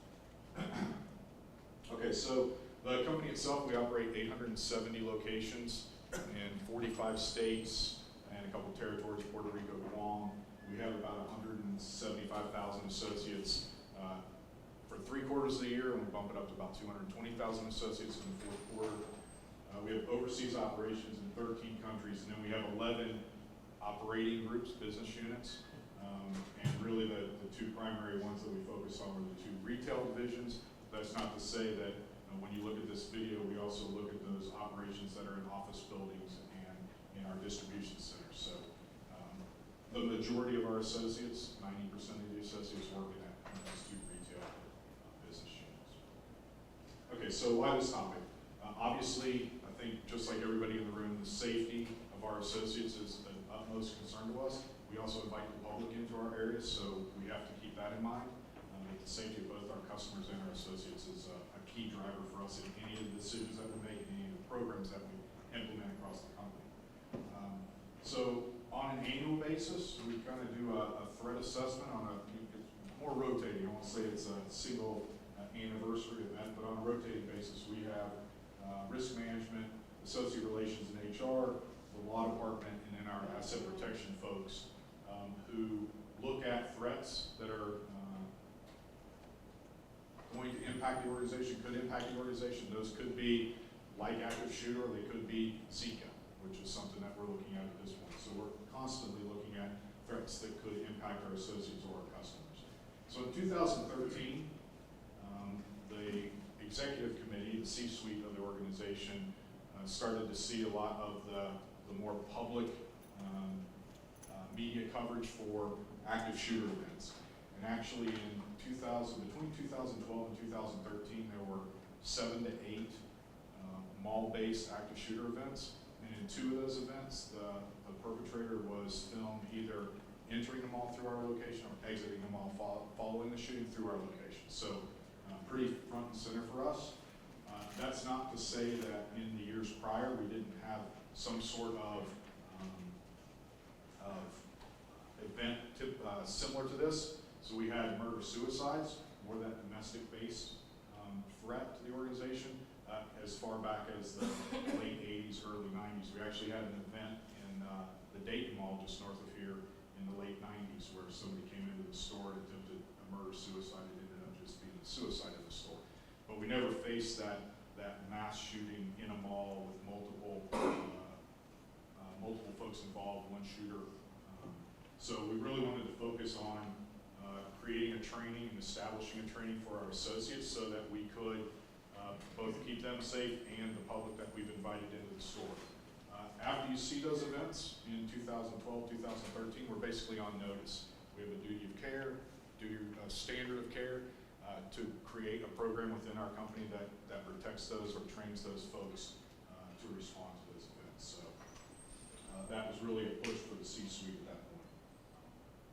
So the historic definition, I kind of went through this, but we really looked at workplace violence as being domestic in nature, and we looked at those acts as including fighting, hitting, bullying, threatening, those kind of things. And then the response was really localized, right? So we just said to a local HR manager at a store of 200 folks, it's your responsibility to respond to those events and respond appropriately. And that could be up to and including termination. But we really didn't have a program that said, let's escalate this up to senior leaders in the organization in HR and make sure that we understand what the threat is, what the consequences are, or even capture it ahead of time, right? Identify it ahead of time.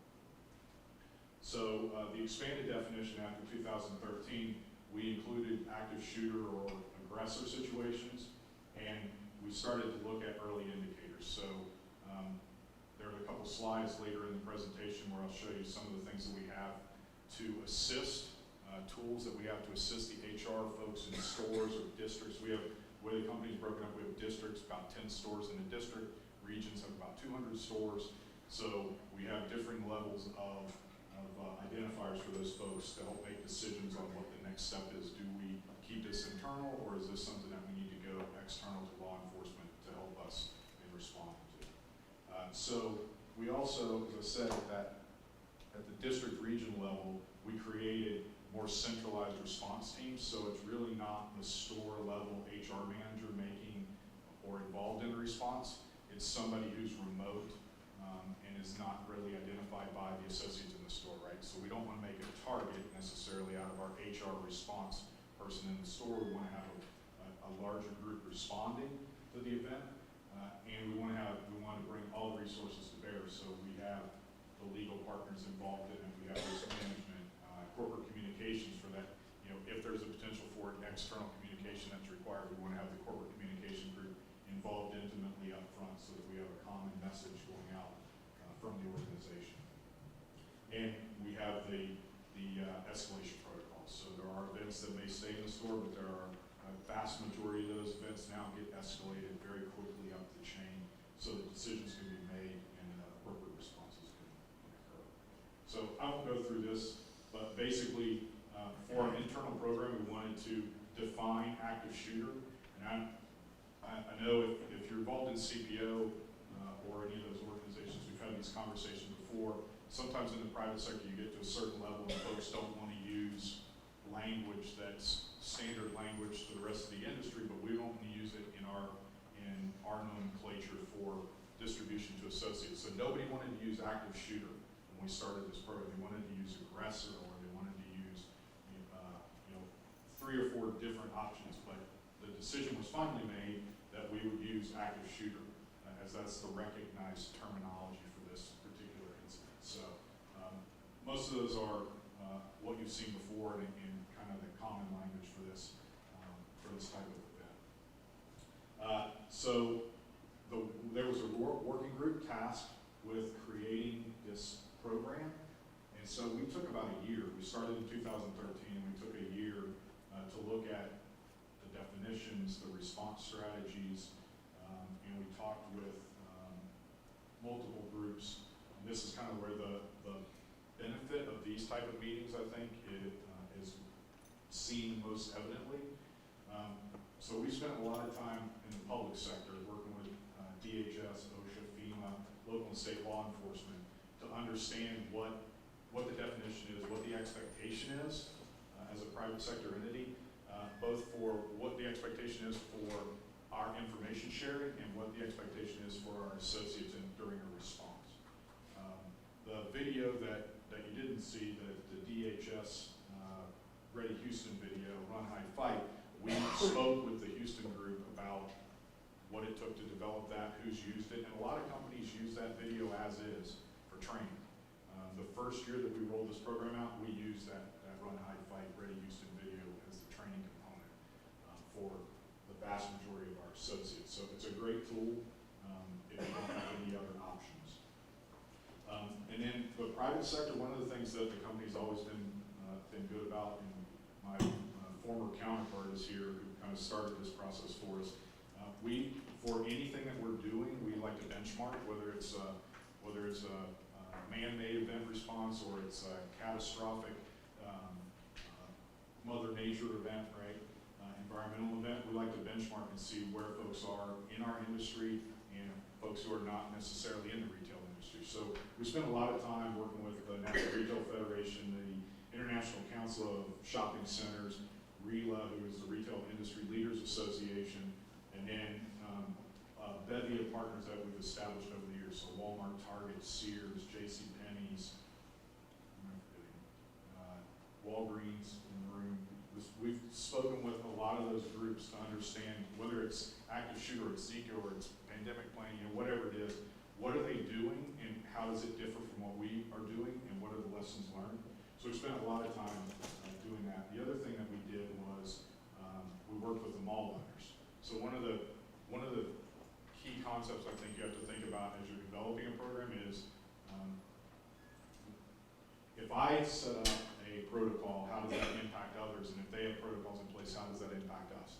So we met with General Growth Properties, are based in Chicago, and we have probably 45% of our mall locations. Kenwood is one of them, just north of here, is a General Growth Properties location. So we went to speak with them about what is their response for active shooter, right?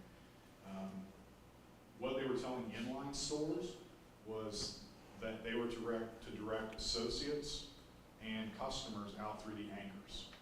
And our original intent was to lock our doors. So if there's an event in the mall, we close our doors, and they're telling those inline folks to evacuate through our stores. So that's the kind of thing that it takes a while to dig through that, but you've got to understand how what you're doing impacts others. So we spent a lot of time doing that. And then we had two consultant groups. TAG is a threat assessment group out of California, and Tackle is a group locally here in Cincinnati. We had one group help us design the program and one group audit the program. So get two different perspectives on it, and it worked out pretty well for us so far. Okay, so training and education. I'm going to touch on a couple of these at the end as well and give you some examples, but we put into place some tools to help HR managers do that early indicator and to escalate any issues that were identified as not being able to be taken care of within the store. And then we've created more comprehensive contacts, both contacts, who to contact and how to contact them, right? What's the procedure for escalation? And then this, again, kind of reiterates what the special agent said.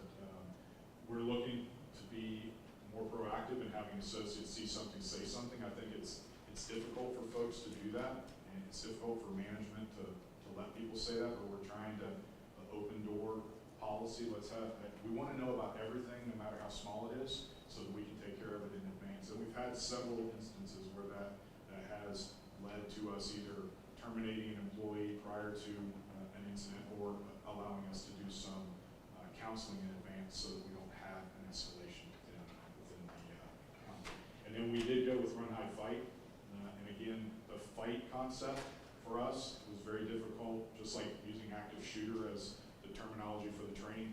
fight was a concept that the executive committee and a lot of the senior management team didn't want to accept, but you really have to accept it in this day and age, and we really have to empower our associates to respond appropriately if they can. I think the special agent mentioned this. We don't want people to respond if they can't respond. You know, I mean, if your choice is to hide, then that's what you should do. But if your choice is to fight, you should have some knowledge of what you should be doing. So we really spent a lot of time on the program itself and doing that. So I'll just breeze through these next couple slides.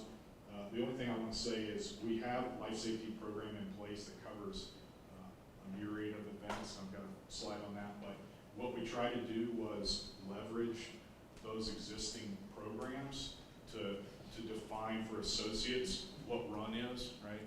Run's evacuating a building. We're just asking you to do it a lot faster than you do during a fire drill. Hide is the same as a tornado drill, right? Shelter in place, except for we want you to remain hidden, not in the middle of the store. And in fight, totally new concept. So you'll see that in our video the way we show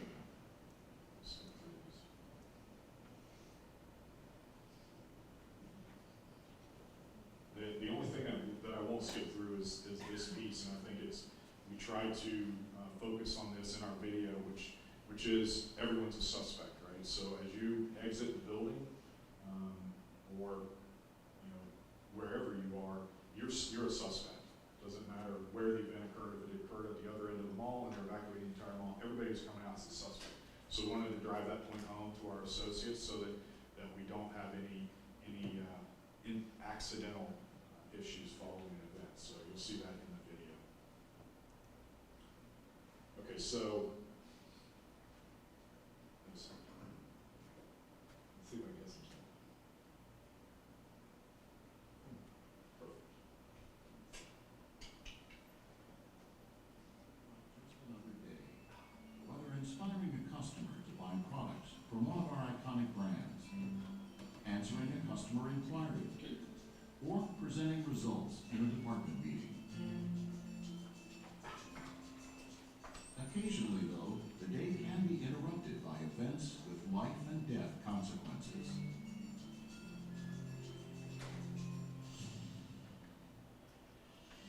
Macy's teams, along with mall and building management officials and local law enforcement authorities, are taking steps to protect you and the public spaces where you work and shop.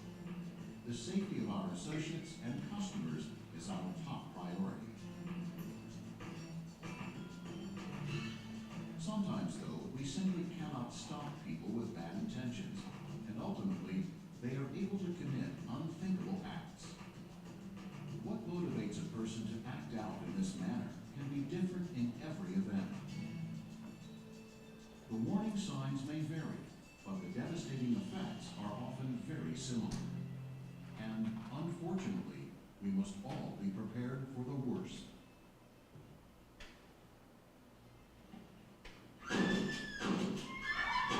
If you ever find yourself in the middle of an active shooter situation, your survival and that of other associates and customers may depend on whether or not you have a plan. The plan doesn't need to be complicated.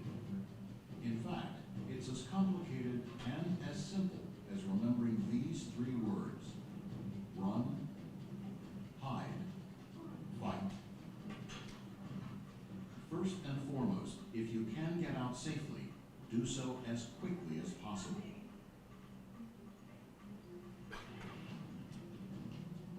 Always try to escape or evacuate, even if others insist on staying.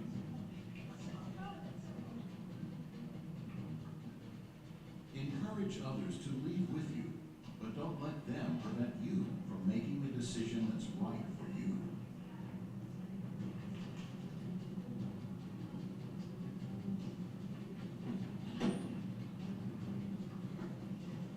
Remember what's important during an evacuation. You, not your stuff. Leave your belongings behind and try to find a way to get out safely. Trying to get yourself out of harm's way and to safety needs to be your number one priority.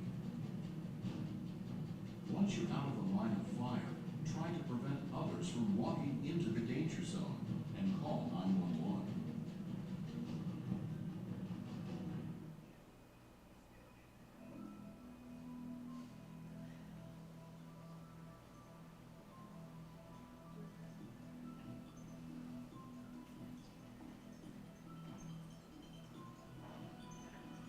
If you feel that you can't get out safely, you need to find a place to hide.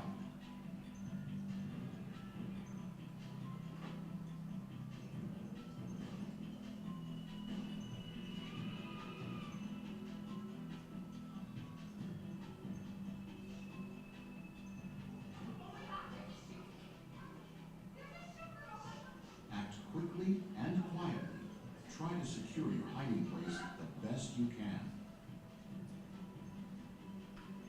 Turn out lights, and if possible, remember to lock doors. Silence any noise-making devices, such as mobile phones and radios. And if you can't find a safe room, office, or closet, try to conceal yourself behind large objects that may protect you. Do your best to remain quiet and calm.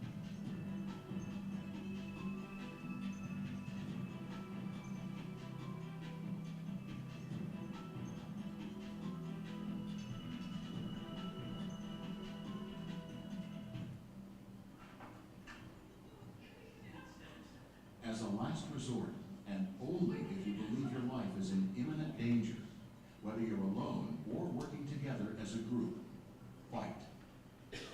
Take swift, aggressive action. Improvise weapons. Disarm him. And commit to incapacitating the shooter no matter what.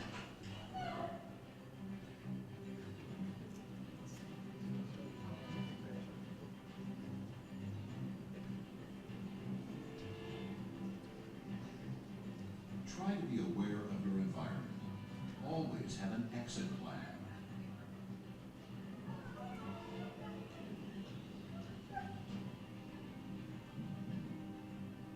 Know that in an incident like this, victims are generally chosen randomly. When law enforcement arrives on the scene, they are not there to evacuate or tend to the injured and wounded. They are there with one purpose in mind: stop the shooter.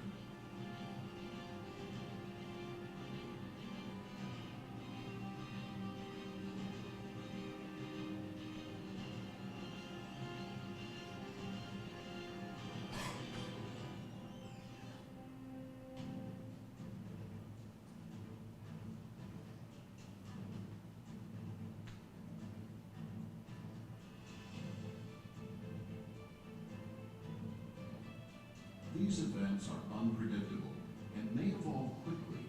In fact, many active shooter situations will have been resolved in less time than it took you to watch this video.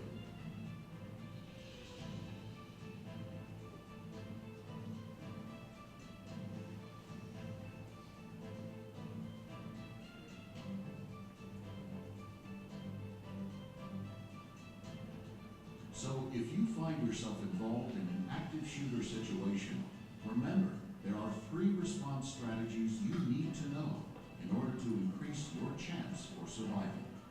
Run, hide, fight.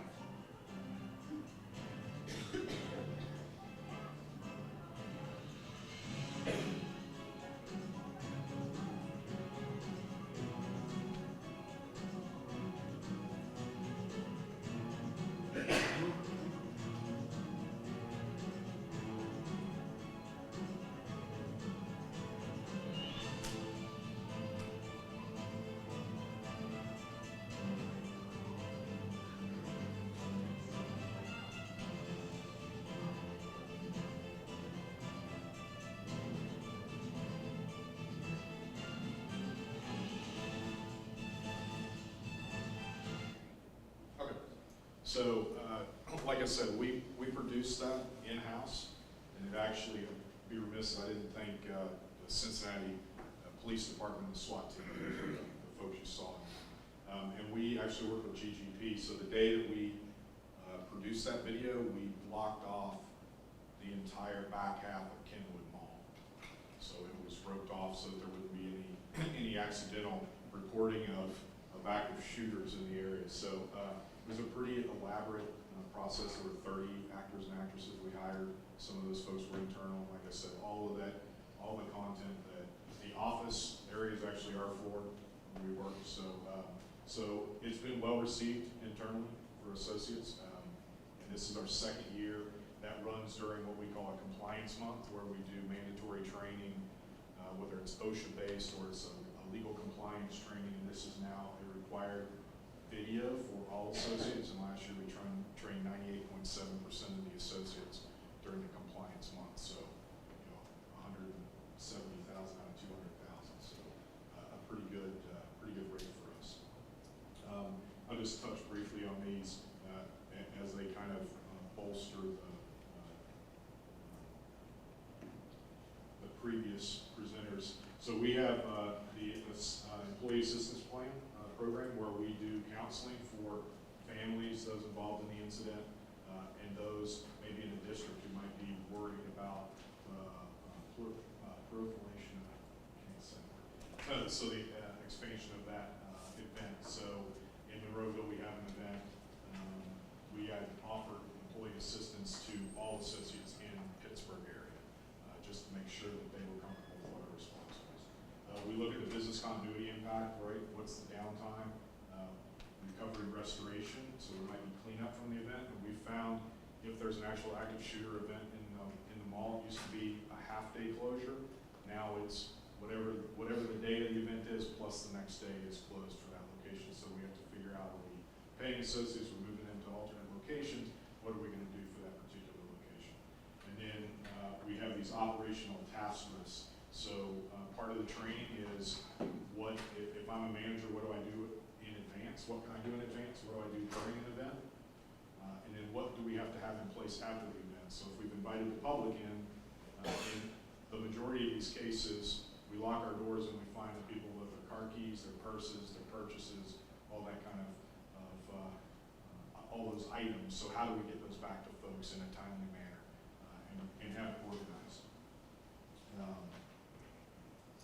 This is our flip guide. Every location has two, just to give you an idea of life safety topics. Active shooter was not in this. It will be in the 2016 iteration, but it really gives us step-by-step response strategies and response protocols for the organization, so anybody can flip open the guide, find what the 10 steps are, and who I'm supposed to contact during an event. And then the only other thing I would say when thinking about an active shooter policy is thinking about all the ancillary policies that may touch this policy. So violence in the workplace, weapons in the workplace, and how does your weapons in the workplace policy bounce up against state, local regulations, right? So in West Virginia, we have a no weapons in the workplace policy. That includes the parking lot. In West Virginia, that doesn't include the parking lot. West Virginia, if you're in your car, it's private property. You can park in our parking lot with a gun in your car. So we have to understand where those pockets are and how we address those pockets of difference. Again, that open door, and then this safe work environment assessment form is the form that really starts the process for us, that drives the escalation of an event or of a conversation with an associate up to the district and region level, and allows for a broader response. Questions? Concerns? Anything we missed? Okay, thank you. This afternoon, I have the honor of introducing our Director of Public Safety, John Bourne. John Bourne was appointed Director of the Ohio Department of Public Safety in 2013 by Governor John R. Kasich. He previously served as Colonel and Superintendent of the Ohio State Highway Patrol, capping a 26-year law enforcement career. In 2013, the department implemented the Safer Ohio Initiative, which contributed to Ohio leading the nation in traffic fatality reductions. State record low numbers of traffic crash fatalities and the fewest number of alcohol-impaired crash deaths in Ohio, while criminal interdiction increased to record levels. Director Bourne holds Bachelor of Science in Journalism and Master of Social Science in Deviant Behavior degrees from Ohio University. He completed the FBI's National Executive Institute, governance training at Harvard Business School, and leadership training at the United States Army War College. He served as co-chair of the Ohio Task Force on Community and Police Relations, and currently serves as co-chair of the Ohio Collaborative Community Police Advisory Board. Chaired an International Law Enforcement Officer Safety Effort. Served as chairman of Ohio's Law Enforcement Computer Network, and has served as chairman of the board of one of Ohio's 5 state pension systems. Finally, from a personal perspective, I can tell you John Bourne is a great leader whose mission is build a safer Ohio for all our citizens. On an ongoing basis, he lives and practices a credo which he constantly shares with the 4,000 employees of public safety. What will you do today to contribute to a safer Ohio?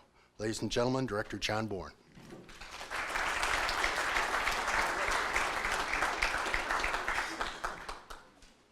Well, good afternoon.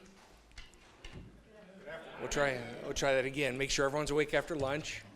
First of all, I'm going to keep my remarks very brief, and I've mentioned before, if you think about the last time you ever heard anyone speak, and you think in advance, a week from now or 2 weeks from now, what will you remember? And if you remember more than 3 things that I say, or 3 things that I say, I think it would be kind of eventful, because most of what I'm hoping to say you already know, but I want to reiterate. First of all, to be standing here before you, and I've seen the attendance of who's in this room, it really is an honor for me to be standing here, because when something bad happens, we're going to need you. In fact, the reason we're here is to try to prevent that bad thing from happening. And most of the bad things that happen in our country and our world are very predictable. We lose, as David was talking about, we've had successes, but we lose on average about 3 people every day in Ohio traffic fatalities. And we also know the number of people that we're losing to the heroin epidemic and opiate epidemics. Those are very predictable and very preventable. But even with natural disasters or man-made events, in many cases, preparation may not stop the event from happening, but makes it much easier to save lives and get help to the people that need it. School safety is another example. Recently, as you probably are aware, there's been a number of legislative initiatives and statewide initiatives on school safety. And I was at the Columbine shooting when I was with the State Patrol, and Colorado State Patrol invited me out just a little bit after that incident and to learn the lessons of Columbine. And what we watched in the Chardon school shooting in Geauga County was put into practice from the lessons learned from Columbine. And that was, although you can't prevent every tragedy, our ability to work together and know each other truly is beyond just words. And so I'm going to talk to you a little bit about the benefits of OP3.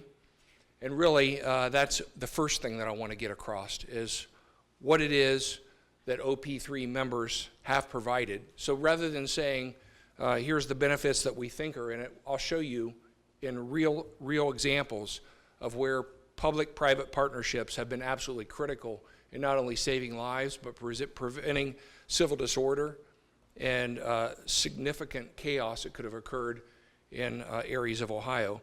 The second is what I want to offer is what we're offering you. Because although all of you are here because you want to have a safer state, a safer country, contribute to a greater good, and answer the question that David said, what will you do today to contribute to a safer Ohio?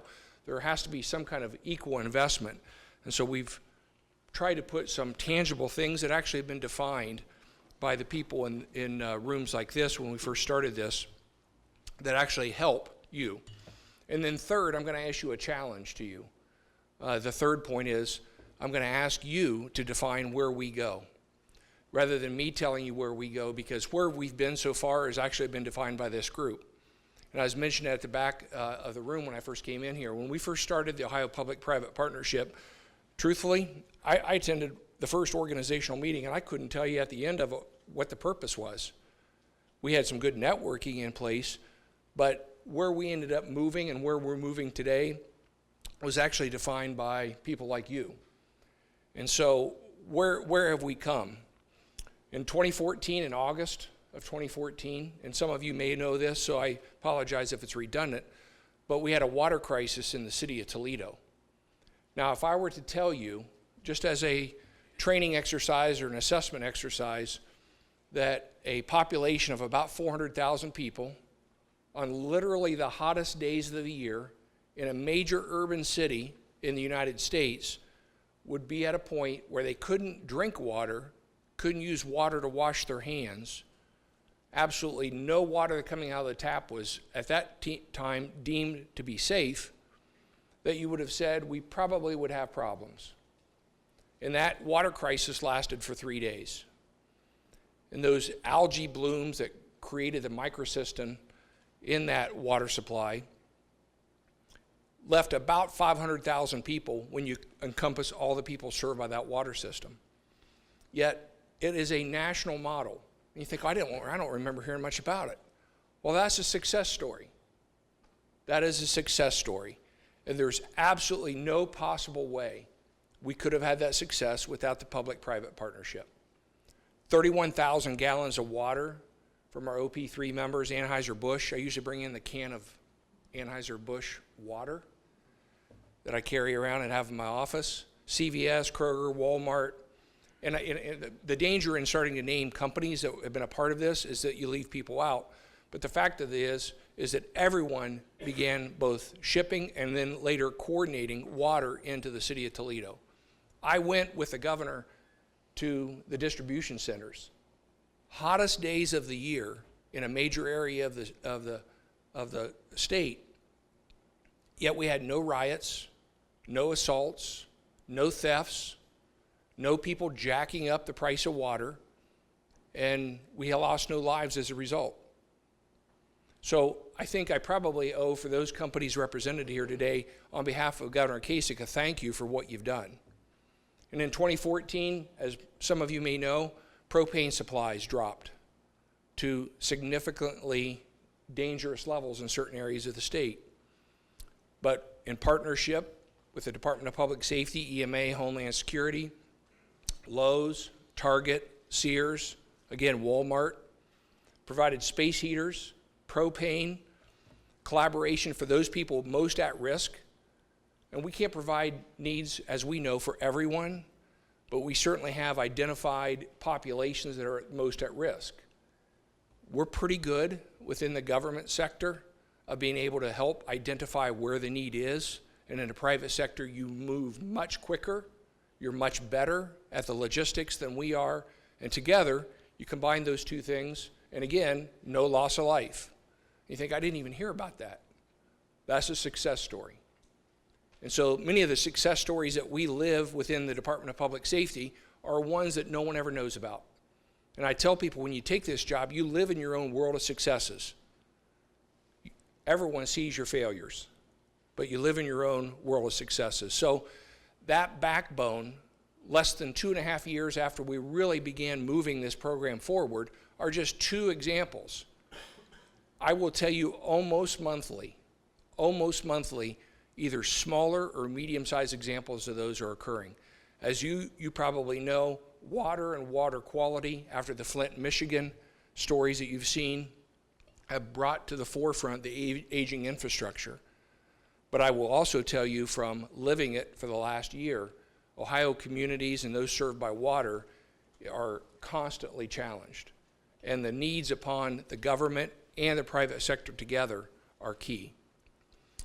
So that's what's in it for us, what you can provide to us from the private sector. You're faster, you're better at what you do, and you can bring a tremendous amount of consolidated resources and power that we just do not have the ability to do alone.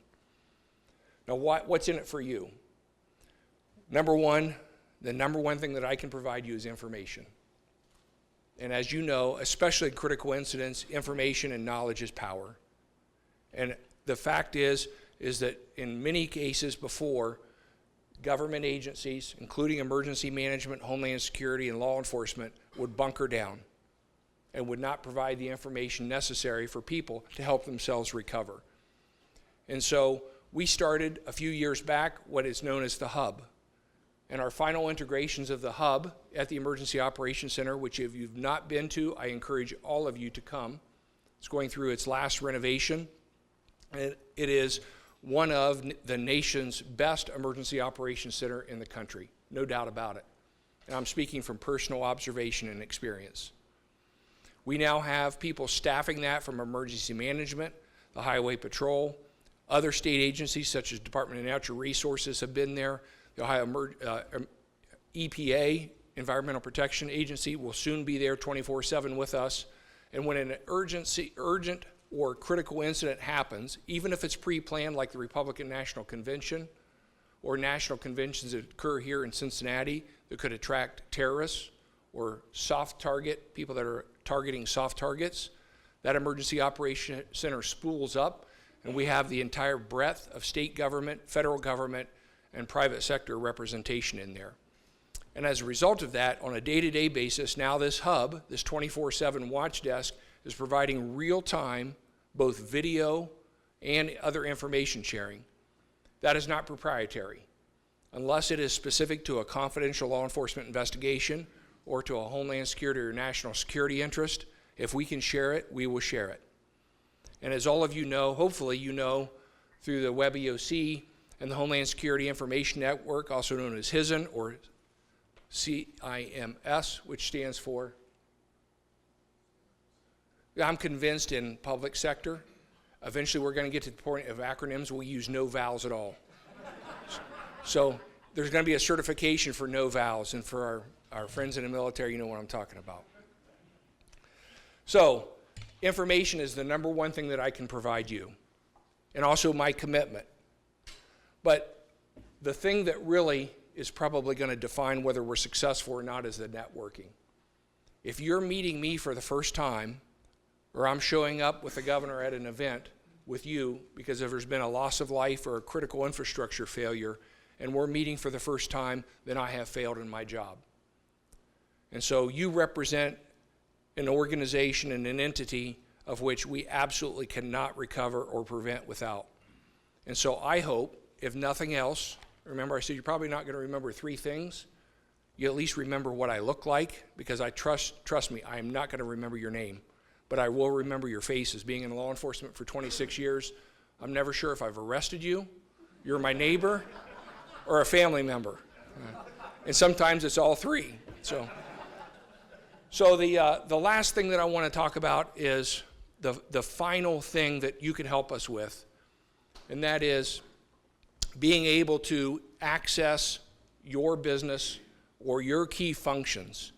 And as probably all of you know, we recently started a credentialing process. Hopefully you've heard of it. If you haven't, I'm here to resell it to you. It's called the Emergency Partner Credentialing System. Again, an acronym is EPCS. And essentially what that is just like an airline boarding pass.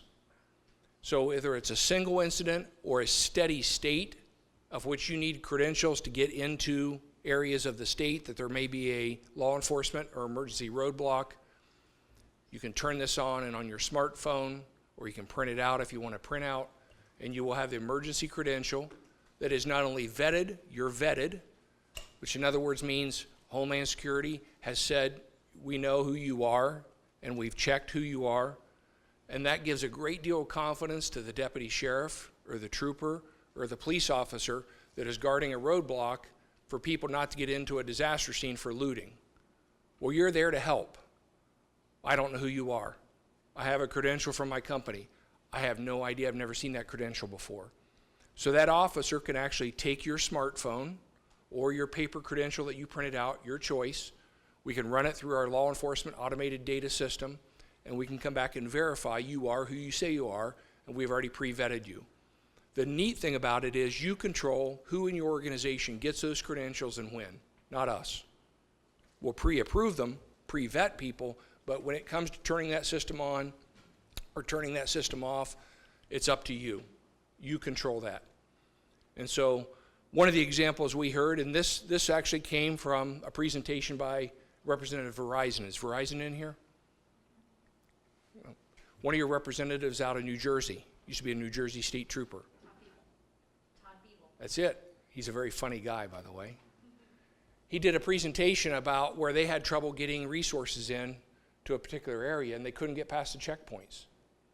And so he did this presentation actually at Cardinal Health when Cardinal Health hosted one of these meetings in Columbus as a statewide meeting. As a result of just that presentation and Cardinal Health hosting that presentation, we developed a system in Ohio that cost you nothing. And truthfully, it didn't cost us very much to design because we used all in-house programming with existing systems.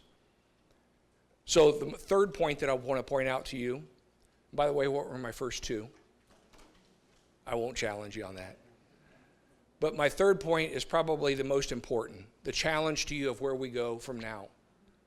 So I hope, this is really impressive because when we first did this, we probably could have filled up a room a quarter of this size at best with the number of people. Now we're doing it regionally, the number of partnerships because of the work of Dave Brown and his staff. It really has surpassed all expectations for us. But where we go from now is really defined by you. And so that's my last challenge to you. And I tell people, safety is only important, really, really important. We can talk it, but until you apply it to your family or someone you actually care about, that's when safety becomes important. When I told you 3 people a day, every day die in Ohio, you think, oh, that's terrible. Until you think tonight at 6 p.m., one of my family members could lose their life as a result of a drunk driver going the wrong way. Or tomorrow, someone that I love could use drugs that's going to hook them into the spiral of heroin, and it's hard to get out of that spiral. But when you think of it in personal terms, it really is meaningful.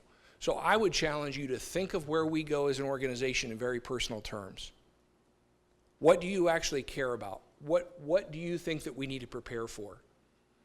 And the last thing that I would say is, and I wish I knew who said this because it's really insightful, but in the United States, we're really, really good at preparing for something that's already happened, at predicting what the danger is. Who would have ever thought September 11th, people would fly jets into buildings?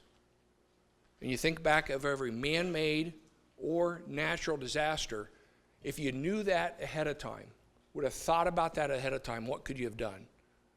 And so that's, all of you are very, very bright, or you wouldn't be sitting in this room representing the organizations and companies you represent. So I would ask you, I would challenge you, think about that in very personal terms. What can we do together so that we can prevent something bad from occurring? Again, on behalf of the governor and almost 4,000 employees of the Department of Public Safety who are committed and who do take this personal, I thank you for what you've done, especially for those partners we've had for a while, and for those new partners, I thank you for what you're about to do. So thank you very much.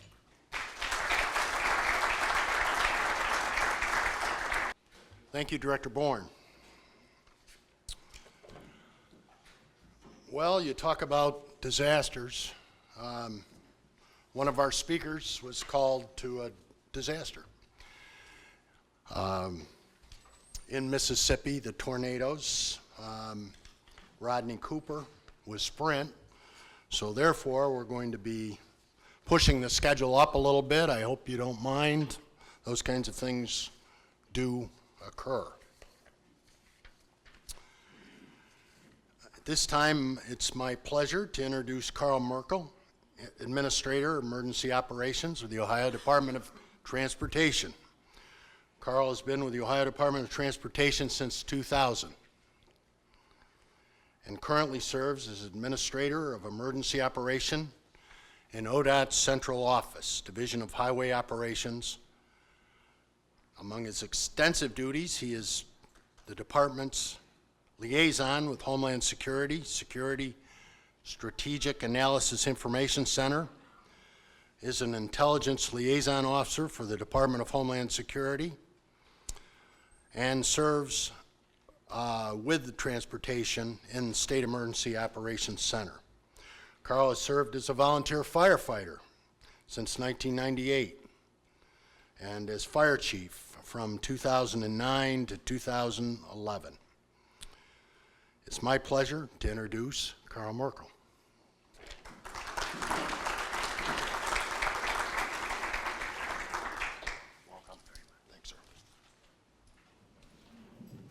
Well, good afternoon. I tell you, I've got some big shoes to fill because speaking after the Director of Public Safety, it's a challenge.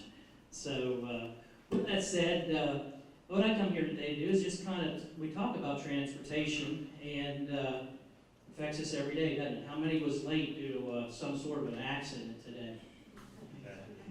You know, there's always a lane shut down, and I work, out of central office, so District 8, which handles this area right here, they're calling me and saying, well, this road shut down, this semi's flipped over, and it affects us every day. So does that affect our public-private partners?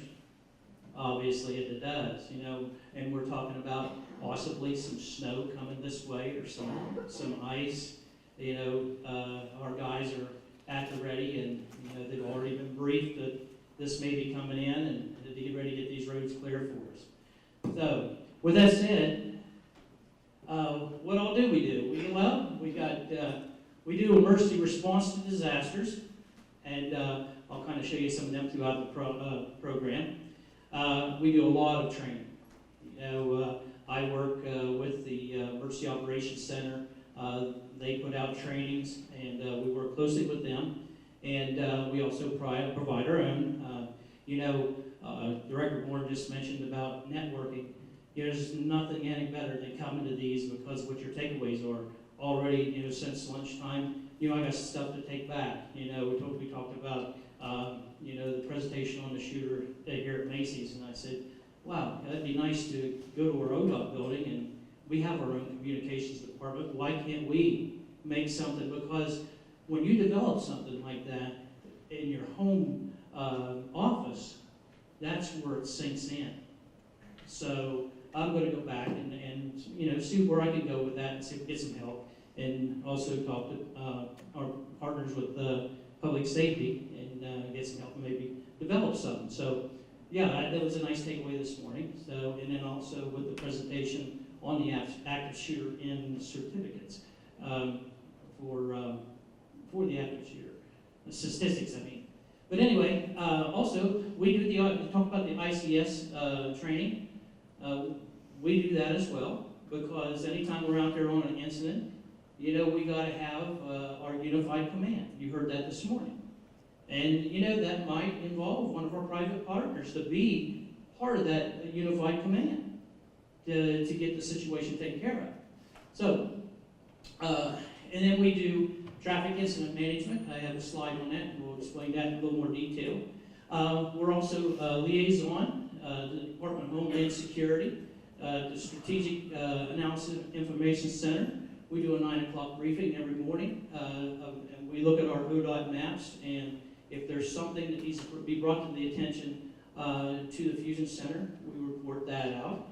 And then also our National Emergency Operations Preparation, we work across the United States with our federal partners, because one of the things you've seen in my bio, I am the AMASTO, which is the Mid-Atlantic States Regional Coordinator for emergencies. So when we do something or they do something special, we have a conference and we learn from other states, they learn from Ohio, we learn from them, and makes it a better process. One of the things we do, we have all our county managers, in all 88 counties, we have what they call the County Management Training Program. So all of our ODOT managers, they get trained in ICS, Traffic Incident Management, and right now we're doing some active shooter training ourselves in-house. But anyway, they get every class that they have. It takes like 6 months to go through, and they meet on Tuesdays. And the different parts of the transportation system, they have a class on, whether it would be pavement, bridges, and snow and ice. So with that, we have our partnership training. This is new this year. In September, slides are probably a little harder to see, but anyway, in September, we're partnering with Indiana, and we are going to do a disaster. As you know, New Madrid fault line goes down through here, so we hope it never happens, but we got to get ready for it. So we want to partner up with Indiana. We're going to have an exercise over at the Muscatatuck National Training Center in Indiana. We're going to take our ODOT employees over there, and we're going to take some trucks, and they can throw and make a disaster in this area. And it has a place like flooding. It has, as you see here, it's got flooding, and they'll throw all this here stuff up in front, and then we'll take plow trucks and go in there and move stuff. So, you know, if you go and you don't actually, if you don't experience that, you go there blind, how long is this going to take? We need to get to people. So, Indiana has been doing this for like 3 years now. So, during the conference and networking, I worked with them and made a phone call, and then this year we're going to go train. So, that's huge. Okay, do you all remember this? Down in Lawrence County, Route 52. It was closed, and anyway, you see, this is up here on the top left-hand corner is where initially they had the truck that hit the rock and stuff, and then you see it blocked all of our traffic. But you know, on our quick response, it was closed April 10th at 3 o'clock in the morning. It was reopened April the 12th. See, we have the big track hose in here, busting up that rock with jackhammers at the end of the hose, and like I say, it really good job by the Lawrence County guys. Okay, this year we had a wind event talking about going down and helping the little municipalities.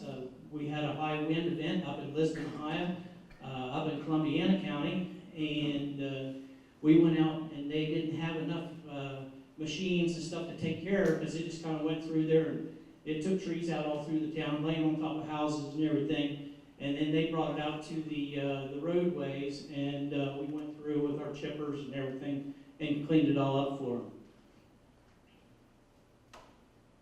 Okay, then we had the big tanker fire up at I-270 and 70, where we ended up, overturned. If you look at the top, just kind of word of advice. I don't believe I would be going over a bridge when I had that kind of a fire that was going. And I got in just about the time that they called me, and I was pulling into the parking lot. They said, "Come up here." And when I come up, that's actually what I saw was traffic still coming through there, and we had a huge fire underneath of it from that ethanol. So anyway, we hurried up. Our sign shop had to hurry up and build signs to be able to alert the rerouting. And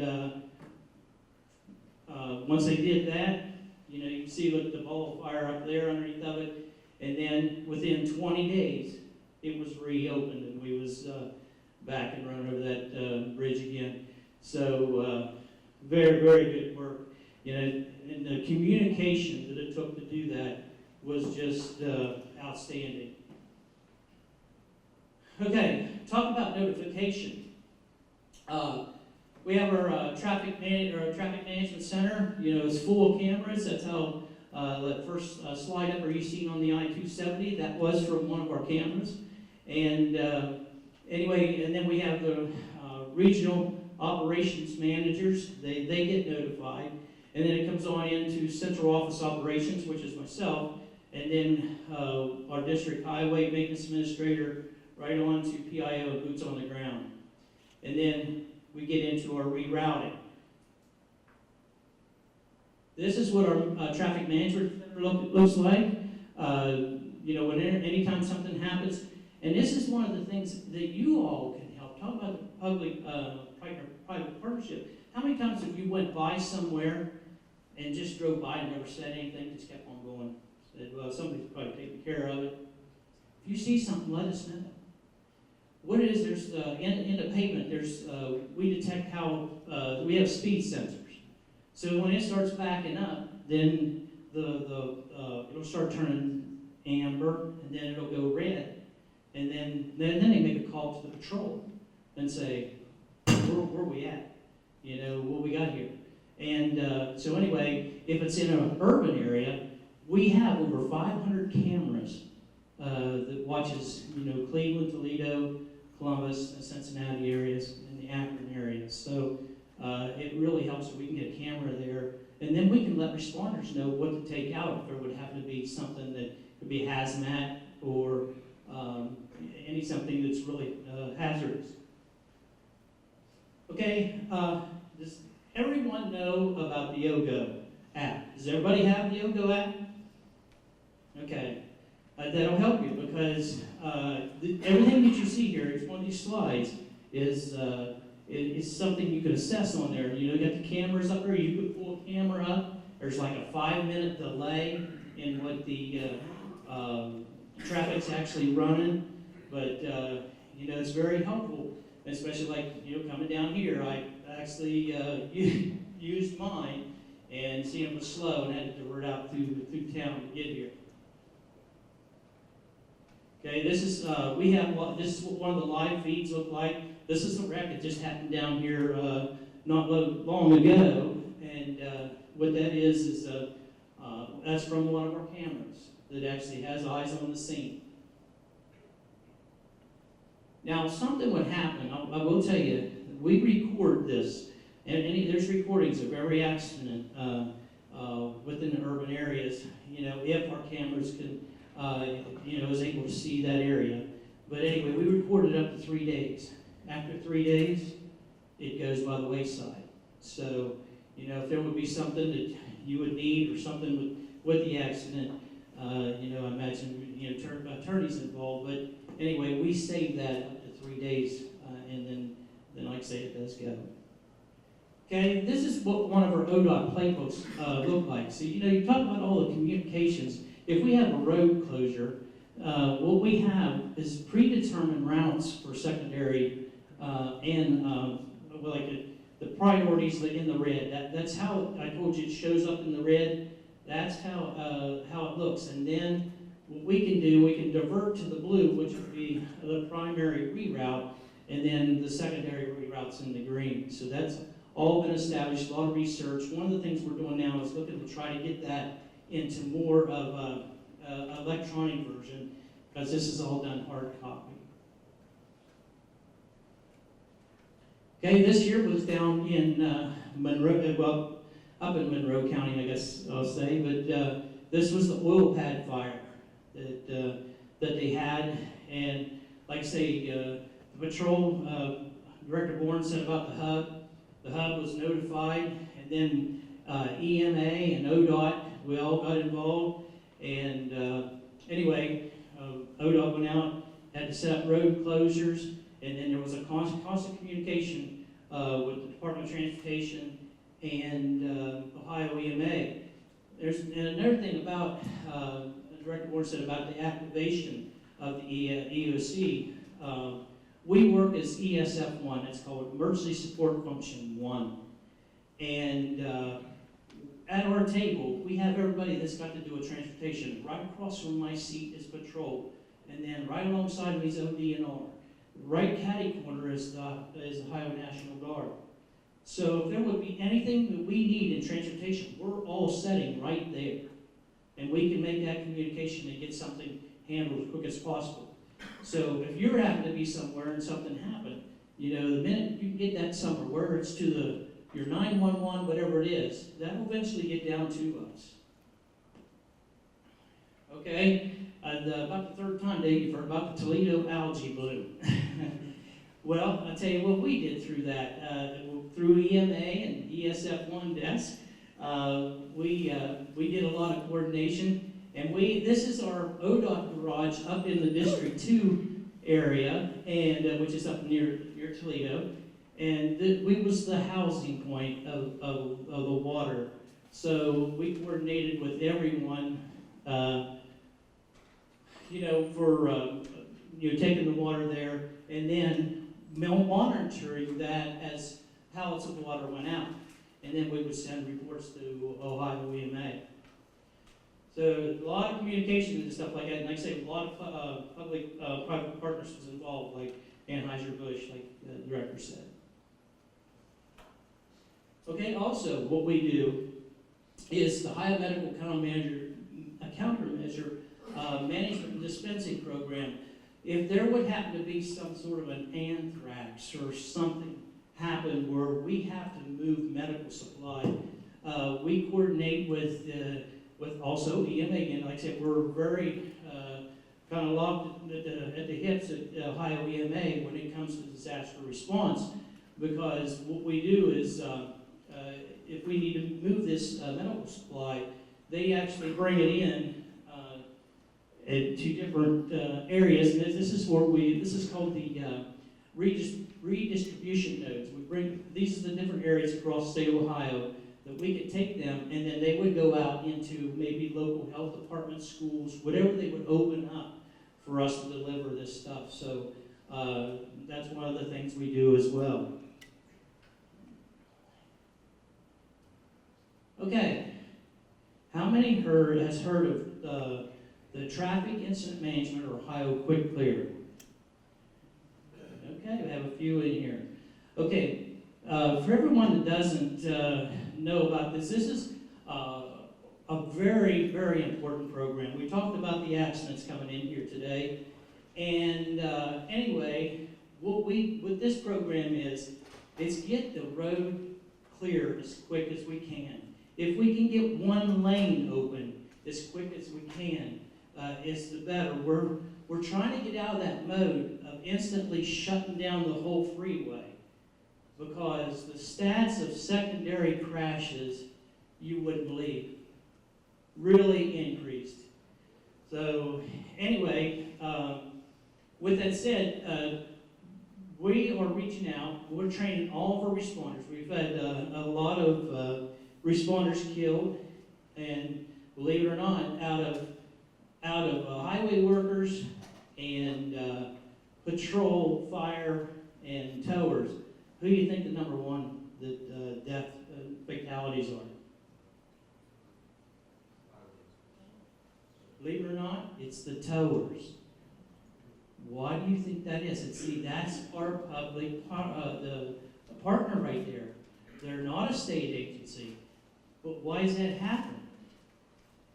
We go, we respond with the patrol, we respond with the our firefighters, but then they pick up and move out with their lights and everything, and the towers left. And how many times you seen a tower sitting out there by themselves picking that up? This program, we're trying to get out there and stay with them. Keep the blue lights with them, keep the red lights with them, whatever it may be.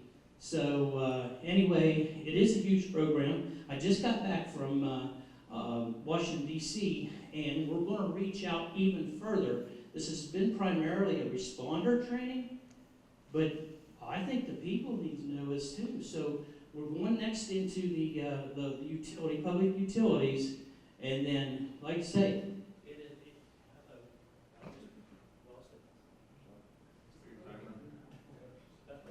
all right, well, my voice carries anyway.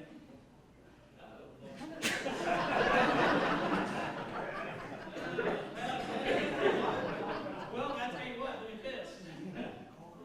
But one of the other things that did just happen very recently is up in Ohio, West Virginia, here Wheeling, West Virginia, snow and ice, really, the snow was really coming down, and one of the West Virginia trucks broke down. And it was kind of an area like this would be really extremely hazardous. Made some phone calls and stuff like that. Ohio went over into West Virginia for like 3 or 4 miles and covered that until they got another truck to cover. So is that partnering and networking? I mean, it shouldn't be individual states. You know, it used to be this district did this, this district done that. You know, but now we are working joint districts, sharing people over into other districts, and it's doing an excellent job. So that's what we do at ODOT. There is a lot involved, a lot of communications involved.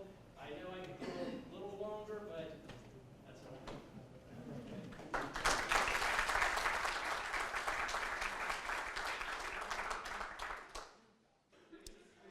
I want to take just a moment to introduce a lady who's been very helpful in terms of OP3 and what's going on nationally. I'm not going to put her on the spot just to come up and say anything, but I'd like to introduce her to you. Kimberly Phillips is back here with FEMA Region 5. So thank you very much for coming and for everything you do. It's now my pleasure to introduce Russ Decker. Russ Decker was appointed Deputy Director for the Ohio Emergency Management Agency, a division of the Ohio Department of Public Safety, in February of 2015. Prior to joining the state of Ohio, Mr. Decker served as Director of the Allen County Office of Homeland Security and Emergency Management for nearly 20 years.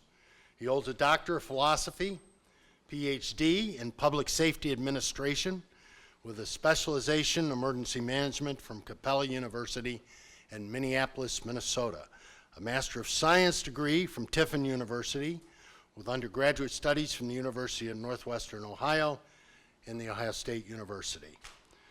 Dr. Decker also serves as an adjunct professor at Ohio Northern University in Ada, Ohio, and serves as an instructor with the Ohio Fire Academy and the Ohio Peace Officer Training Commission in the subject of hazardous materials, bombs, and explosives and incident command. Ladies and gentlemen, Russ Decker.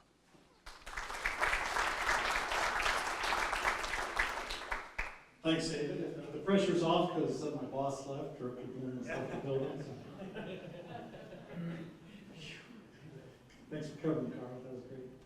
So, first, I think the most important thing that we need to talk about in a public-private partnership meeting is the fact that, as Craig Fugate has said many times, if you're counting on the government to successfully lead us to surviving the next disaster, you're greatly mistaken. Government doesn't have the resources to bring us back, to bring us whole again. We're only going to do it, we're only going to be successful with our private partners, our NGOs and the private sector. You know, we talk about critical infrastructure. You've heard that term a couple times today. 95% of the critical infrastructure in this nation is owned by you guys. It's not owned by the government, it's owned by the private sector. So for government to somehow think that they're going to fix all of your problems would be a great exaggeration. So we need to kind of like set that framework right at the beginning. In the United States, we have an emergency management system, or emergency management family, however you want to look at it, but it's a tiered system.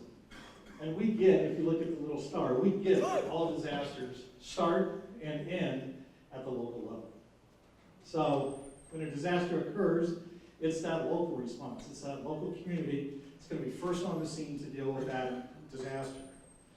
When their resources become overwhelmed, they're going to reach out to their surrounding county partners and then eventually to their state partners for additional assistance. So in our room today, I wanted to make sure I pointed this out. We have, I think, 3 county emergency management directors in the room. Is that right, 3 or 4? If you guys could just like kind of stand up.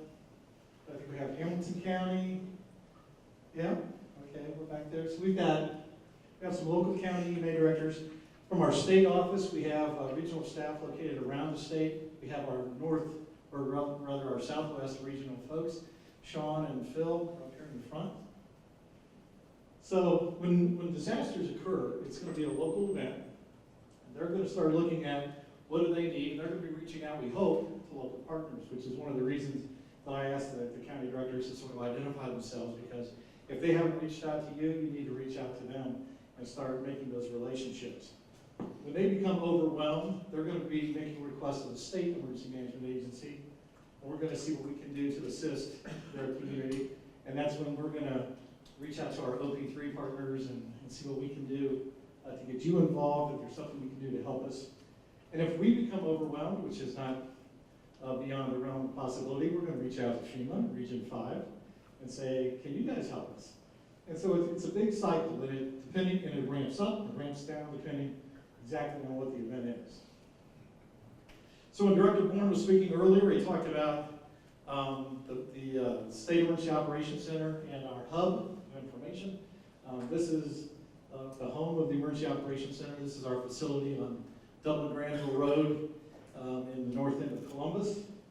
This is a view from on the second floor of our building looking down into the Emergency Operations Center.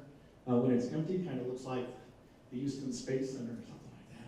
It's pretty cool.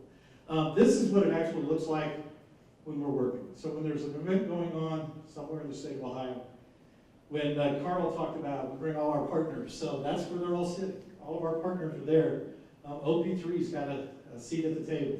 So all of our partners are in that room, and we're talking about, here's the problem they're facing in this community. Who in this room can solve that problem? And how do you think we can solve that problem? And sometimes we have little breakout rooms off the side that you don't see there, but sometimes we may have several partners from different perspectives that think they have an idea of how we can solve that problem. So we'll just kind of make an ad hoc meeting and move into another room and start to brainstorm ideas, because sometimes the obvious solution is not the best solution. We might be able to do something a lot faster, but it's just never been done before. So let's throw it up and see what happens.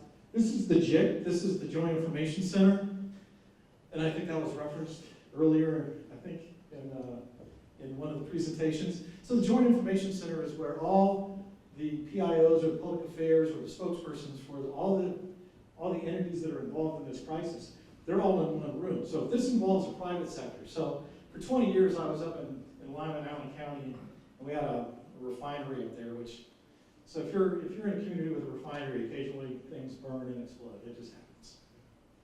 And so when we would have something happen at the refinery, in our JIC, one of the players would be the public affairs person from the refinery, so that we had an idea of what kind of messaging they were doing. They had a really good idea of what kind of messaging we were doing, so that we were being consistent to everything that was going on, so we don't confuse the community or we don't confuse the public about what they need to do or actions they should be taking.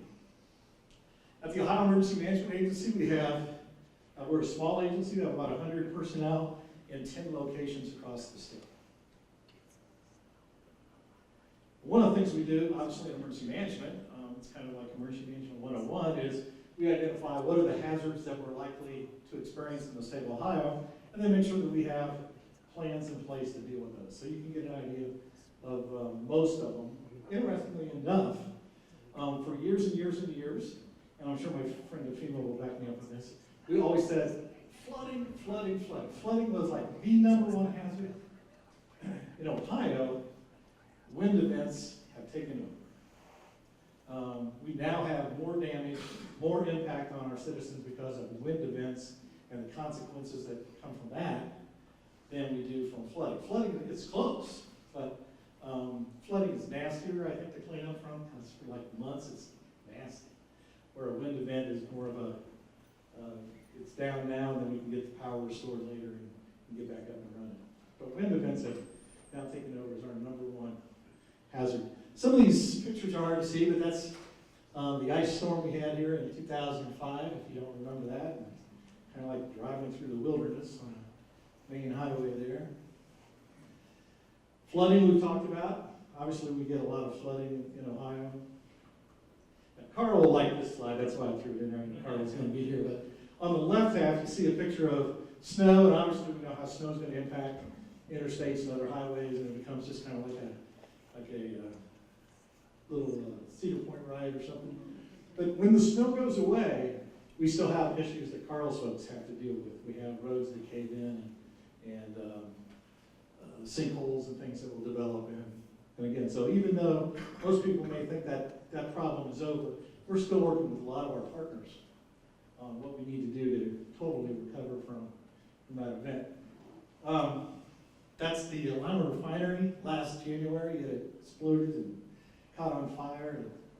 And, I always like to share this story because I've been the director in Allen County for about 20 years. I had just told the county commissioners I was going to leave and accept this job at the state of Ohio. I told them that on Friday. On Saturday morning at 6 o'clock, and this is in January, Saturday morning at 6 o'clock, my wife and I are asleep, and the house shakes, the bed shakes, and kind of waking up. I was like, what was that? And it was snowing outside. So, me with my years of experience said, I think that was snow thunder. Good. couple minutes, well, not even minutes, a few seconds later, my county cell phone rings, my personal cell phone's ringing, and our home phone starts ringing. And my wife looks at me and says, I don't think it was snow. She was much better at situational awareness than I was. But it was the refinery, and we had an issue, and of course the commissioners accused me of letting it go out with a bang, and that wasn't true either. But what I like about this slide, and especially for this particular audience, is that in May of 2014, we had facilitated in our community a humongous tabletop exercise. We actually had 7 tabletop exercises occurring simultaneously in this big gymnasium. And the scenario was an explosion and a fire at the refinery. But these tabletops represented private sector companies. 6 of the 7 tabletops were private sector companies that were going to be impacted by an explosion at the refinery. They either had a business that was in close proximity, they were a large supplier, and their sort of customers impacted in a big way.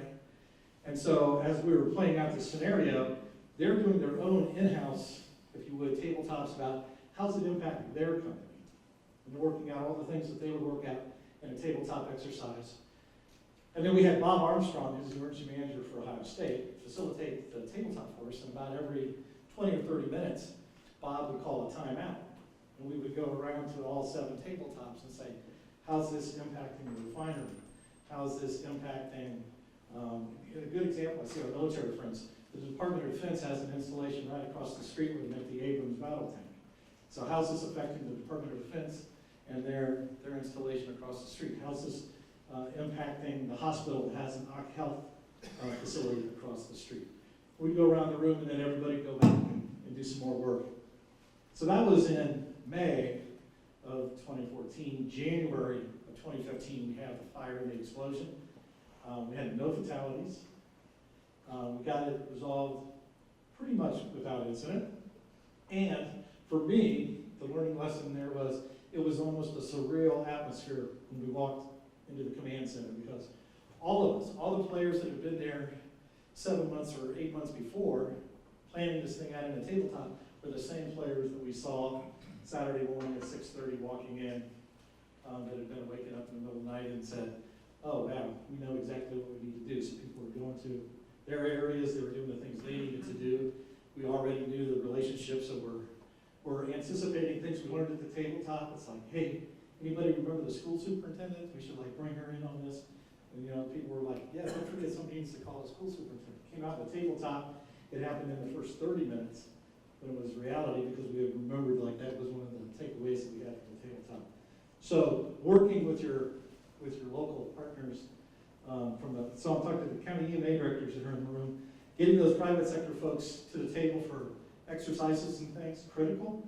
And for the private sector folks in here, don't wait to be invited. If you see in the paper where your county's having an exercise or they're doing something, call your county EMA director. Is there a way we can participate? Is there something we could do? Even if we can just come out and observe and maybe see what you're doing in this scenario, maybe give us ideas on how we could do something with ours. Specifically as it relates to OP3, what we've learned in emergency management is that OP3 to us is a tool to enhance our communications, both from us to you and from you to us. And so you've heard a lot today about Toledo, so I'm not going to talk a lot about Toledo. So, but I will talk about last February and March, we had a lot of snow. We didn't have that much snow this year. And so, but through our OP3 partnerships, last year we got to those communities that were impacted by snow, lost power. We got power restored in some communities 12, 14 hours faster by using our private-public partnership. And the way that worked is typically we're sending information out to you, right? Hey, this is what's going on. This is going to impact your business. Okay, right? In the case of the ice storm, what we found was that we had members of OP3 that are utility companies calling us saying, you know what, we could get power restored to this village or this township or this city, but we can't get our crews down this road and this road and this road and this road. And they would give us those specific roads. And then from Columbus, we would reach out to those impacted counties and say, if you can work with ODOT and your county engineer and your township teams and your village crews and your city crews and clear this street, this street, this street, the power company can now speed up their restoration. And it was the first time we had done it in that way, and it worked great. It worked great. We were getting calls back from the county. First time we called the county and said, we need you to do this. They're like, what? And what happened in the past was county directors were used to, some counties had great relationships with these utilities already, some did not. So the ones where they had the great relationship in the past, they were a little taken back. It's like, why'd they call you and not me? But the reality was, because companies like Duke or AEP or First Energy, they could make one call, tell us all the problems they were experiencing in Ohio, and we could divvy it up to the jurisdictions that could impact getting it cleared. So it was faster for the company, it was faster for our communities, and for me, it was all about communications. We talked about the propane shortage, and obviously Toledo Water, you've heard about a lot today, but just some of the examples of where OP3 has worked with us. So here's ultimately through OP3 what we want to avoid. I only have one Toledo slide, and it's empty shelves at Walmart. That used to be water. They ran out. Not a good thing. So we want to avoid that. We also want to avoid having state employees of the National Guard passing out bottles of water in your parking lot when you're trying to sell it. Not a good idea. So it's this communications that will help us greatly. We just had the lead in the water issue in Sebring, Ohio. Anybody here see that on the news, right? One of the very first phone calls I made was to Dave Brown. I said, Dave, this is gonna, they're issuing a warning about lead in the water. I can guarantee you there's gonna be a run on water at the local retailers. We've checked with the local folks. There are these stores in the area, the ones that we had contact information through OP3. There were 4 big box stores that were in that immediate area. Dave was able to get a hold of all those companies on, was that a Friday morning or something like that? By Friday afternoon, all those box stores had extra shipments of water delivered to those stores because we'd give them a heads up first thing in the morning. Your stores are going to have a run on water. We never had the empty shelves of water in the Sebring area. And so for us, that was a win. We talked about wins today. That was a big win for us. And then the last thing I want to talk about is Director Bourne had a vision for an initiative called 472. And it's really, his idea is that when a disaster strikes, there's going to be this vacuum of time when the locals are overwhelmed and other help from whether it's the state or the federal, it's going to take us a little while to organize and get there. And so what he asked us to do with the 472 initiative was identify those things that we think are critical: water, power, food, medicine, things like that. We've come up with a program now where we can pre-position. If we anticipate something's going to happen, a winter storm tonight or something like that, if it's a no-notice event, we can't pre-position stuff, but our goal is that when disaster strikes anywhere in Ohio, we can get those key critical supplies to that community within 4 hours, or at least have them on the road to that community within 4 hours. And we want to be able to sustain that level of service to that community for the next 72 hours. So that buys us 3 days to try to figure out a more permanent game plan and go from there. So we have seen that work. In the case of the Sebring water, it was a multifaceted thing for us. We worked with Dave Brown and OP3 and made sure that the stores didn't run out of water, but at the same time, we shipped water from the Ohio Department of Health. They had it in a warehouse using ODOT trucks and drivers to take some water. So this announcement came out on Thursday night. Friday morning, we had, what, Carl, we had about 4 semis sitting there? 4 semi-loads of water from the Ohio Department of Health. We're in Sebring. When they woke up the next morning to hear the news, we already had extra water there.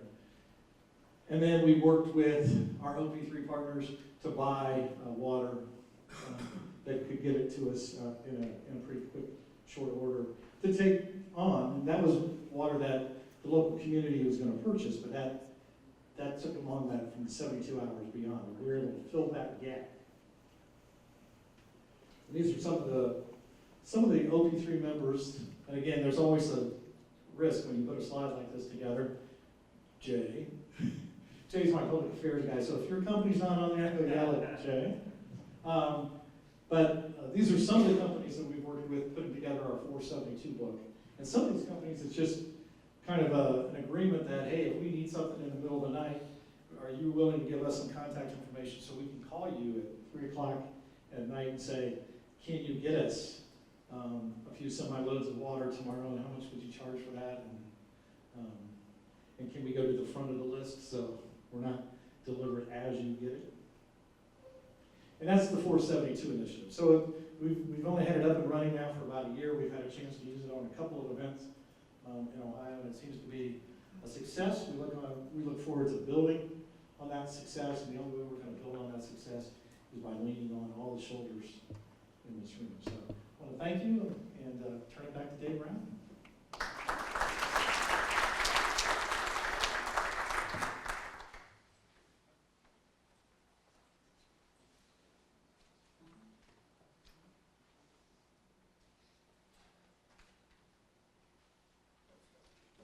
Thank you, Dr. Decker. Appreciate it. It's now my pleasure to introduce our next speaker. Joe Miner was instrumental in forming the Greater Cincinnati Ready to Recover program, which is a collaborative effort of public, private, and nonprofit entities across the Greater Cincinnati, Northern Kentucky area. Joe currently works in Procter & Gamble, global internal audit organization, serving as an IT audit manager. Joe began his 30-year career with P&G straight out of college, graduating with a BS in Industrial Engineering and Operation Research from Virginia Tech in 1985. Since joining P&G, Joe has held various positions in manufacturing, IT, supplier governance, corporate, BCP, and audit. Joe was a key thought leader in developing and deploying P&G's business continuity program. Externally, Joe currently serves as co-chair of the Cincinnati Ready to Recover initiative and also assists small businesses and church organizations on BC preparedness. And I might add, a great partner here in Cincinnati to OP3. Ladies and gentlemen, Joe Miner.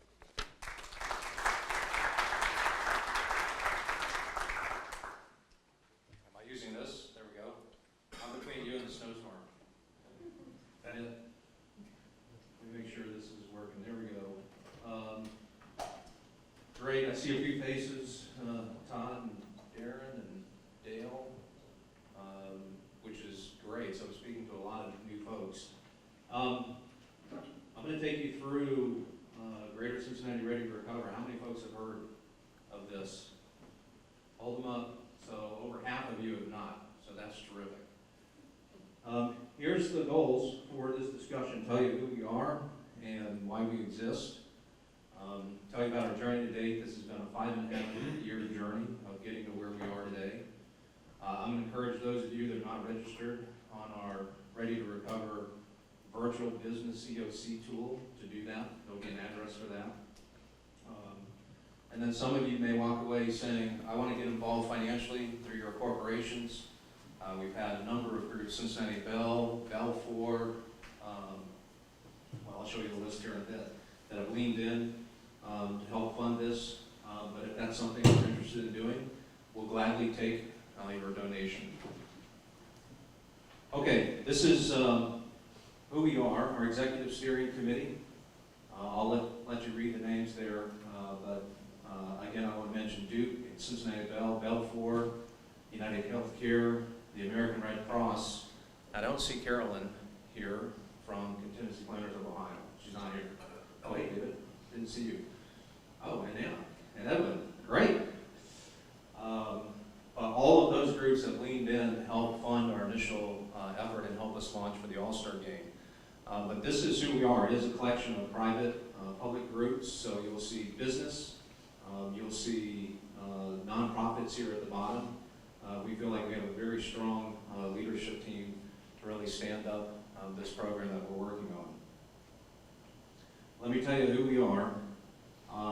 We are a collaboration of public, private, and nonprofit entities across the greater Cincinnati, northern Kentucky area. And what we're really trying to do is bring the community together. First of all, to get us better prepared, and then to be the de facto method for bringing all the resources together to recover in the event of a major disaster. So that's our stated goal and purpose.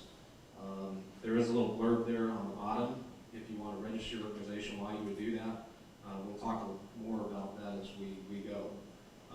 But we're all about responding to the event, so taking information that's available from EMA and Homeland Security at the EOC, Hamilton County and City of Cincinnati EOC, taking the collective efforts of all our BOAD and COAD and nonprofit organizations, as well as what we think will be a tremendous volunteer organization from the private sector and the capabilities that they bring, and pulling them all together when we need to respond to a major event. Does that make sense?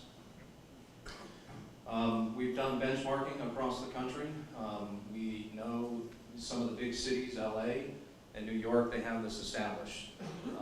For kind of cities our size, there's a lot of cities still kind of floundering in terms of how to do this. It's taken us a while, I'll kind of talk about that, but we are in a really good place right now in terms of our journey. So, here's what we said on paper, so what does this really mean? Regular recovery, we really do want to be the catalyst, the driver, the enabler to make collaboration happen for greater Cincinnati. So everybody talks about this across the U.S. Very few places are really doing this, and this is what we're really trying to do, is pull all of our resources together to prepare and recover faster than what's currently possible. So we know through our synergies and efforts of everyone pulling together in the same direction, this can be possible. And most importantly, what we're not doing is replacing all the current organizations out there. That's not our goal. What we're really trying to do is bring everybody together, essentially under a single umbrella, under a tool that I'll talk about, that can enable better cooperation and better recovery. So this represents literally a 5.5-year journey. Just by show of hands, who heard of or even went to the Meta Summit Leadership Conference back in November of 2010? I'm looking at 3 hands, okay? So maybe some of you aren't born then, I don't know. What this was a national effort coming out of Hurricane Katrina, sponsored by the Centers for Disease Control and a Harvard School of Public Safety, to go to the top 35, 40 regions, cities, largest cities in the U.S., and start talking about how do we better prepare the country for major events. They saw, and we all saw how bad Katrina was, how that went. They said, let's see if we can make an intervention. And so through private funding, they took their dog and pony show literally on the road. My co-leader at the time, Carl Matson, who was with GE, I think he attended either a session up in Columbus or down in Louisville. And between him and John Barrett, who's the CEO of Western Southern Life, and a few others, they said, let's bring this to Cincinnati. And so we got on the list, and the CDC showed up, American Red Cross nationally showed up, and then some of these Harvard professors showed up, and we had a day-long conference and a follow-up conference 6 months later talking about how do we get this notion started. And I don't go into the details of the conference, that's not important, but what it did was get us organized locally here in Southwest Ohio to start thinking about, okay, how do we do this? One of the early on kind of goals that we set for ourselves was, well, how do we bring everybody together? And we thought that would be through a resource database that would allow all of you in here to go in and list out people that have particular skills, particular assets you might have, equipment you might have. So we would know what we could use in the event of a disaster. And that kind of sent us on a year-long journey where we're out looking at other cities like New York, like LA, what they were doing. And after deciding we didn't have $250,000 to spend on that, we said we need to rethink this.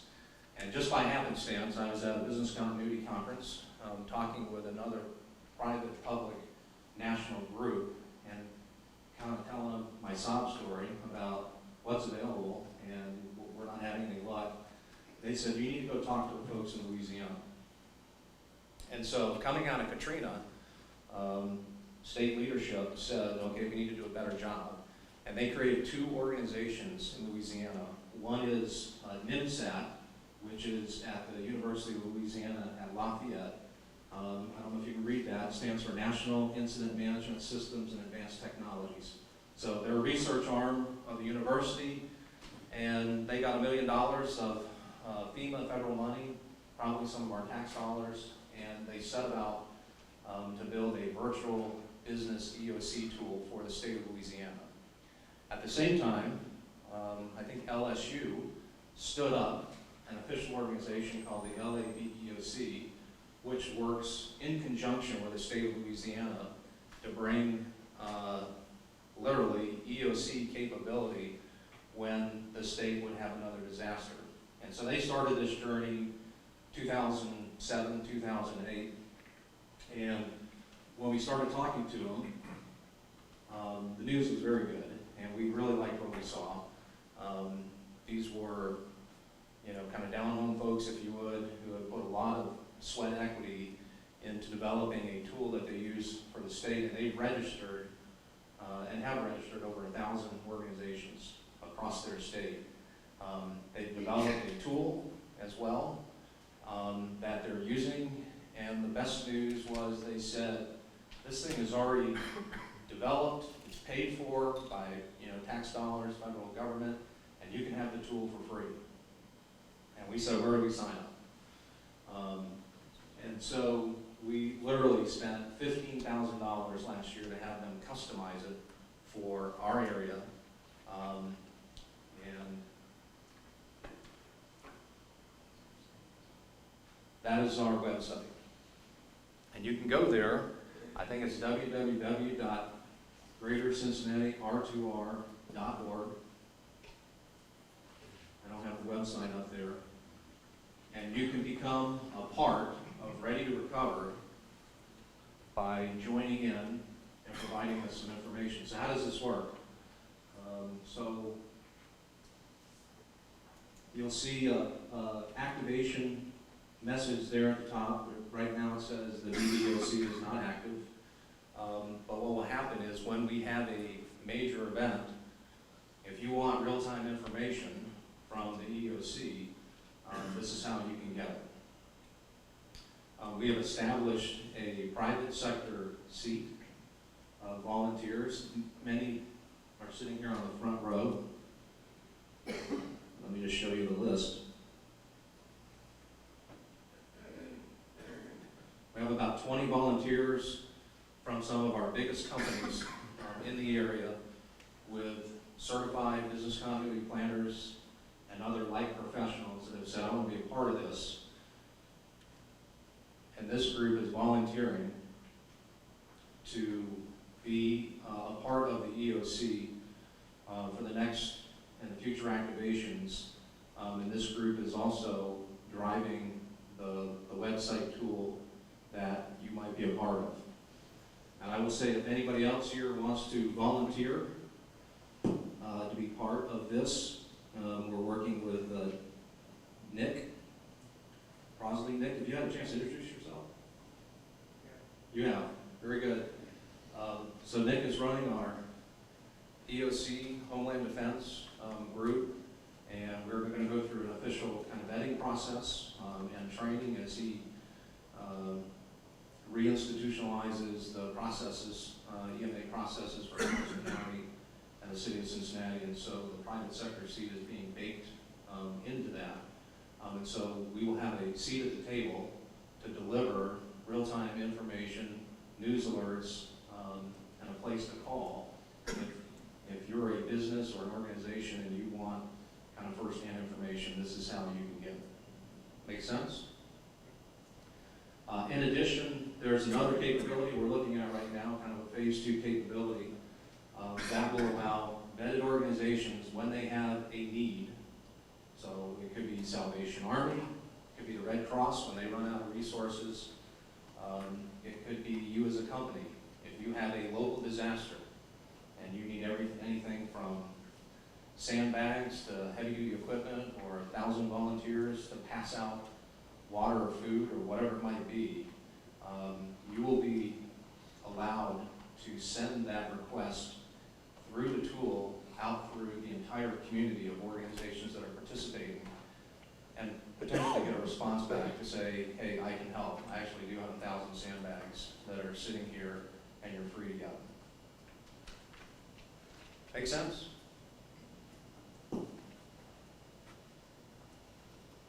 So we have hooked our wagon. We're quite pleased with our partnership with NIMSAT and LABOC. We're actually partnering with them for their next generation tool. They have a grant request in right now as they think about future capability for the state of Louisiana. And we're going to see what we can learn from there. So we went from meta leadership to Ready to Recover, created a new logo, a new look and feel. Nobody really knew what Meta Summit meant. And so Ready to Recover kind of rolls off the tongue and makes a lot more sense in terms of who we are and what we want to be. This is just, I'll skip this. This just talks about the Louisiana tool. But the point is we are now operational. So after almost 4.5 years, over the last year, we launched our tool. We launched for the All-Star Game. So the EOC was activated for 5 days, and the private sector seat was sitting there helping to run the tool. We sent out about 10 alerts. We were testing out the tool.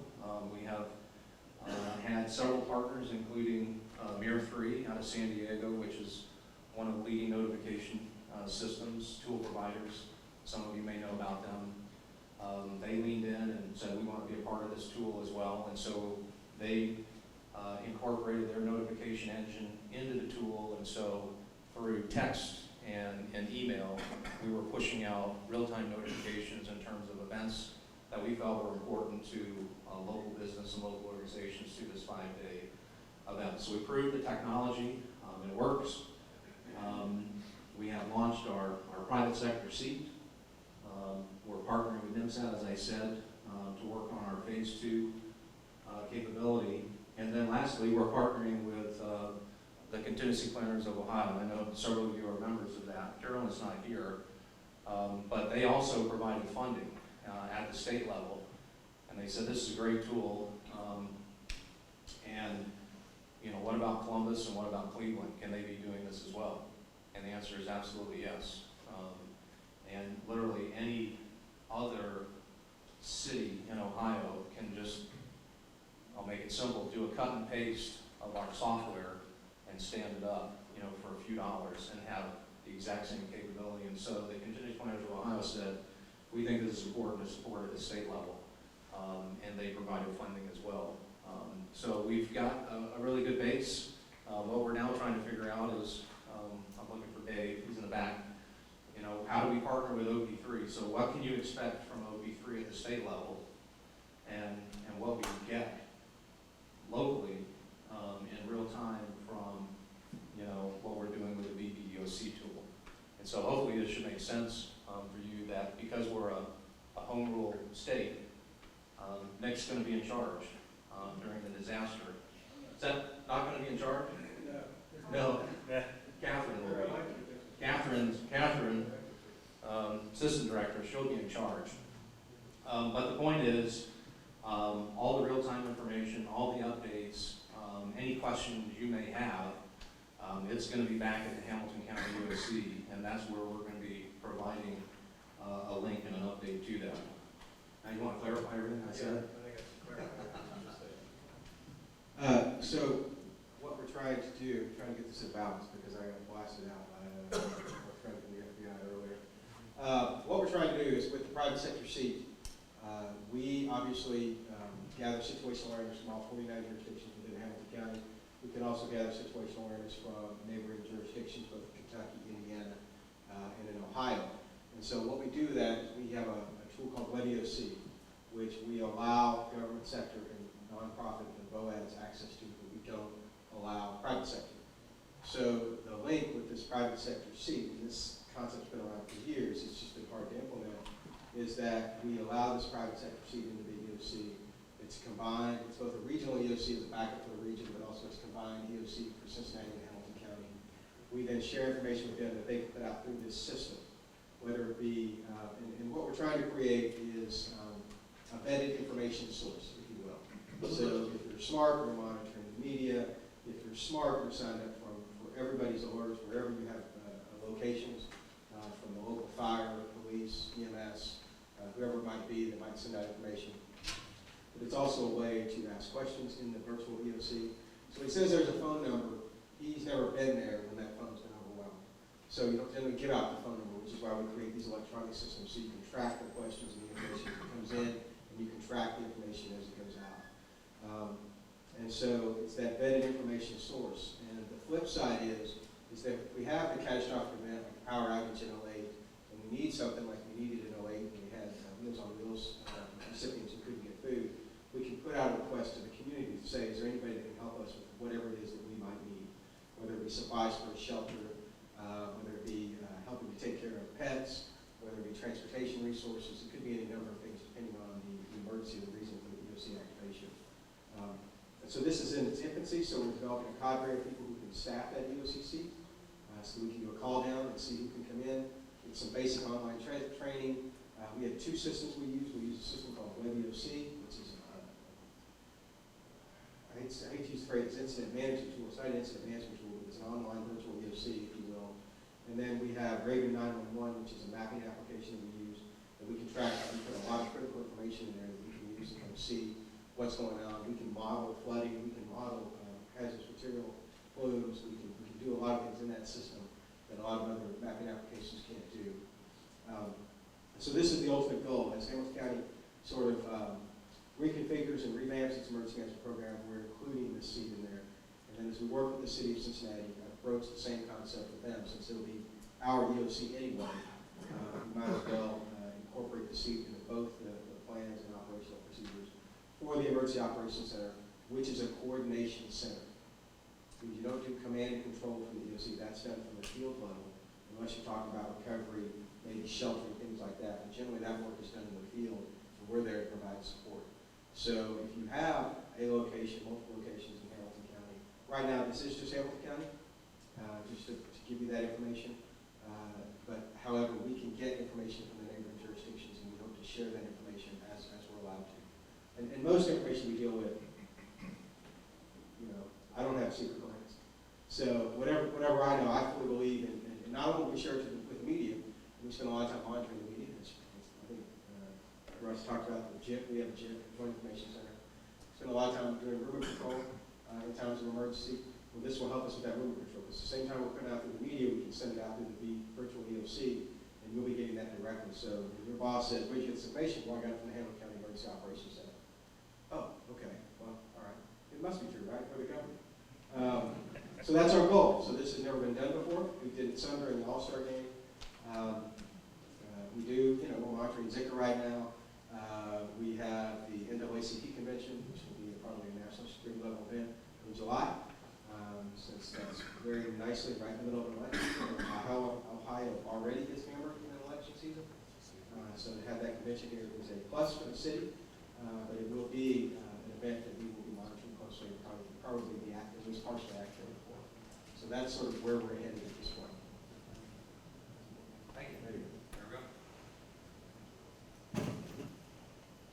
Just a quick look at kind of our roadmap for this year, where we're headed. So Nick covered some of these items already. We're pretty clear on our roles and responsibilities now. We are working with Dave really to understand, okay, how do we work with the state? How can we help them? I know there's a lot of interest in what we're doing. In fact, Southern Wisconsin Homeland Defense, a big organization, which is essentially Milwaukee. They actually flew me up to talk about what we were doing. They had a group meeting for 15 years, and they don't have some of the things we have. And so there are other communities that are sort of watching what we're doing and are interested in that. We're working on a multi-year funding plan, which is not really a lot of money because we got the software for free, but we do have, you know, the maintenance and upkeep, turning on some functionality there. We're working on our technical strategy, most importantly for the companies and business, especially medium-sized business and smaller businesses. We're sort of figuring out, you know, what is the compelling business reason for you to sign up and be part of this. We think it's all about the larger corporations. It's really not. It's really more about the smaller corporations. And so what can we do to help small business be more prepared through, you know, consulting on developing continuity plans and those kinds of emergency response plans, things like that, as well as getting them involved in this effort. And then we have a whole host of things that we're working with Nick on there as well. All right, I do want to save time for questions. So we'd like to think we are your local source for recovery and response. That's what we want to be. And so we're off to a good start, and hopefully this is something that you may want to be a part of. I would strongly encourage you to go register your company or several individuals. I know Macy's, I'll pick on Macy's here at the front, they registered all of their department stores wherever they are at the malls around the city and the store managers. So when there's a local situational awareness, those store managers are going to get that as well. And so, you know, we want everyone to feel like they can be a part of that. So you're not limited to one person. Okay, questions? I couldn't have given you the 100%. Or you're just ready to leave. I have one question. Okay. When you activate that, is it the EMA office activating, or is it like a group that activates it? So in terms of the VVEOC tool, we will activate when Nick and company say we're activating the EOC. And so when they activate the EOC, we're going to have a call list for the private sector seat volunteers. I have 3 of them up here, so I can pick on them. And we'll have, you know, some kind of schedule and rotation, and we'll have a couple people report. And then as there's pertinent information to send out to business and other groups, we're going to push that out through the tool. And then, you know, once you register on the site and you decide you want an email, you want a text message, you'll be getting that from the tool as we enter it in and push it out.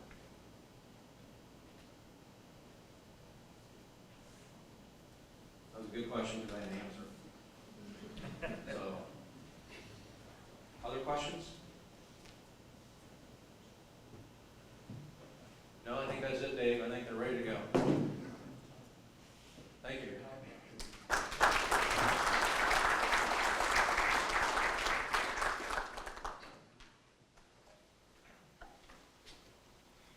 Thank you, Joe.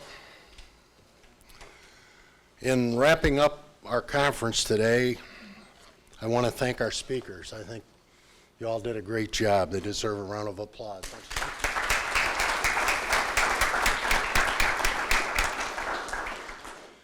If you want to view the presentations, just go to the web address in your fact sheet. We'll have them up and running as soon as possible. So, I want to express my thanks to our OP3 South Region Steering Committee, Gary Miller with the American Red Cross, Greater Cincinnati Dayton Region, Megan Glenn with Calfee Strategic Solutions, John Volosik with Cincinnati Bell, Greg Marsh with Cincinnati Financial, Liz Brunts with Duke Energy, Mark Giaconetti and Mike Neugebauer with Fifth Third Bank, Todd Mayer with General Electric, Lori Seeker with Great American Insurance Group, David Hosier with Macy's, Jim Dixon with Procter & Gamble, John Davis with Walgreens, Penny Howard with Wells Fargo. You did a great job. We appreciate it. For those of you who are here today who have not yet joined Ohio Public-Private Partnership, I encourage you to do so. You can join by going on the OP3 website that I just mentioned. For all of you who are members, we appreciate your service, as through your participation, your efforts, you're building a safer Ohio. Finally, I'm reminded of the statement of FEMA Director Craig Fugate, who's gone through many disasters, and it is simply this: when it comes to a disaster, we are all one. Thank you very much. Have a great day.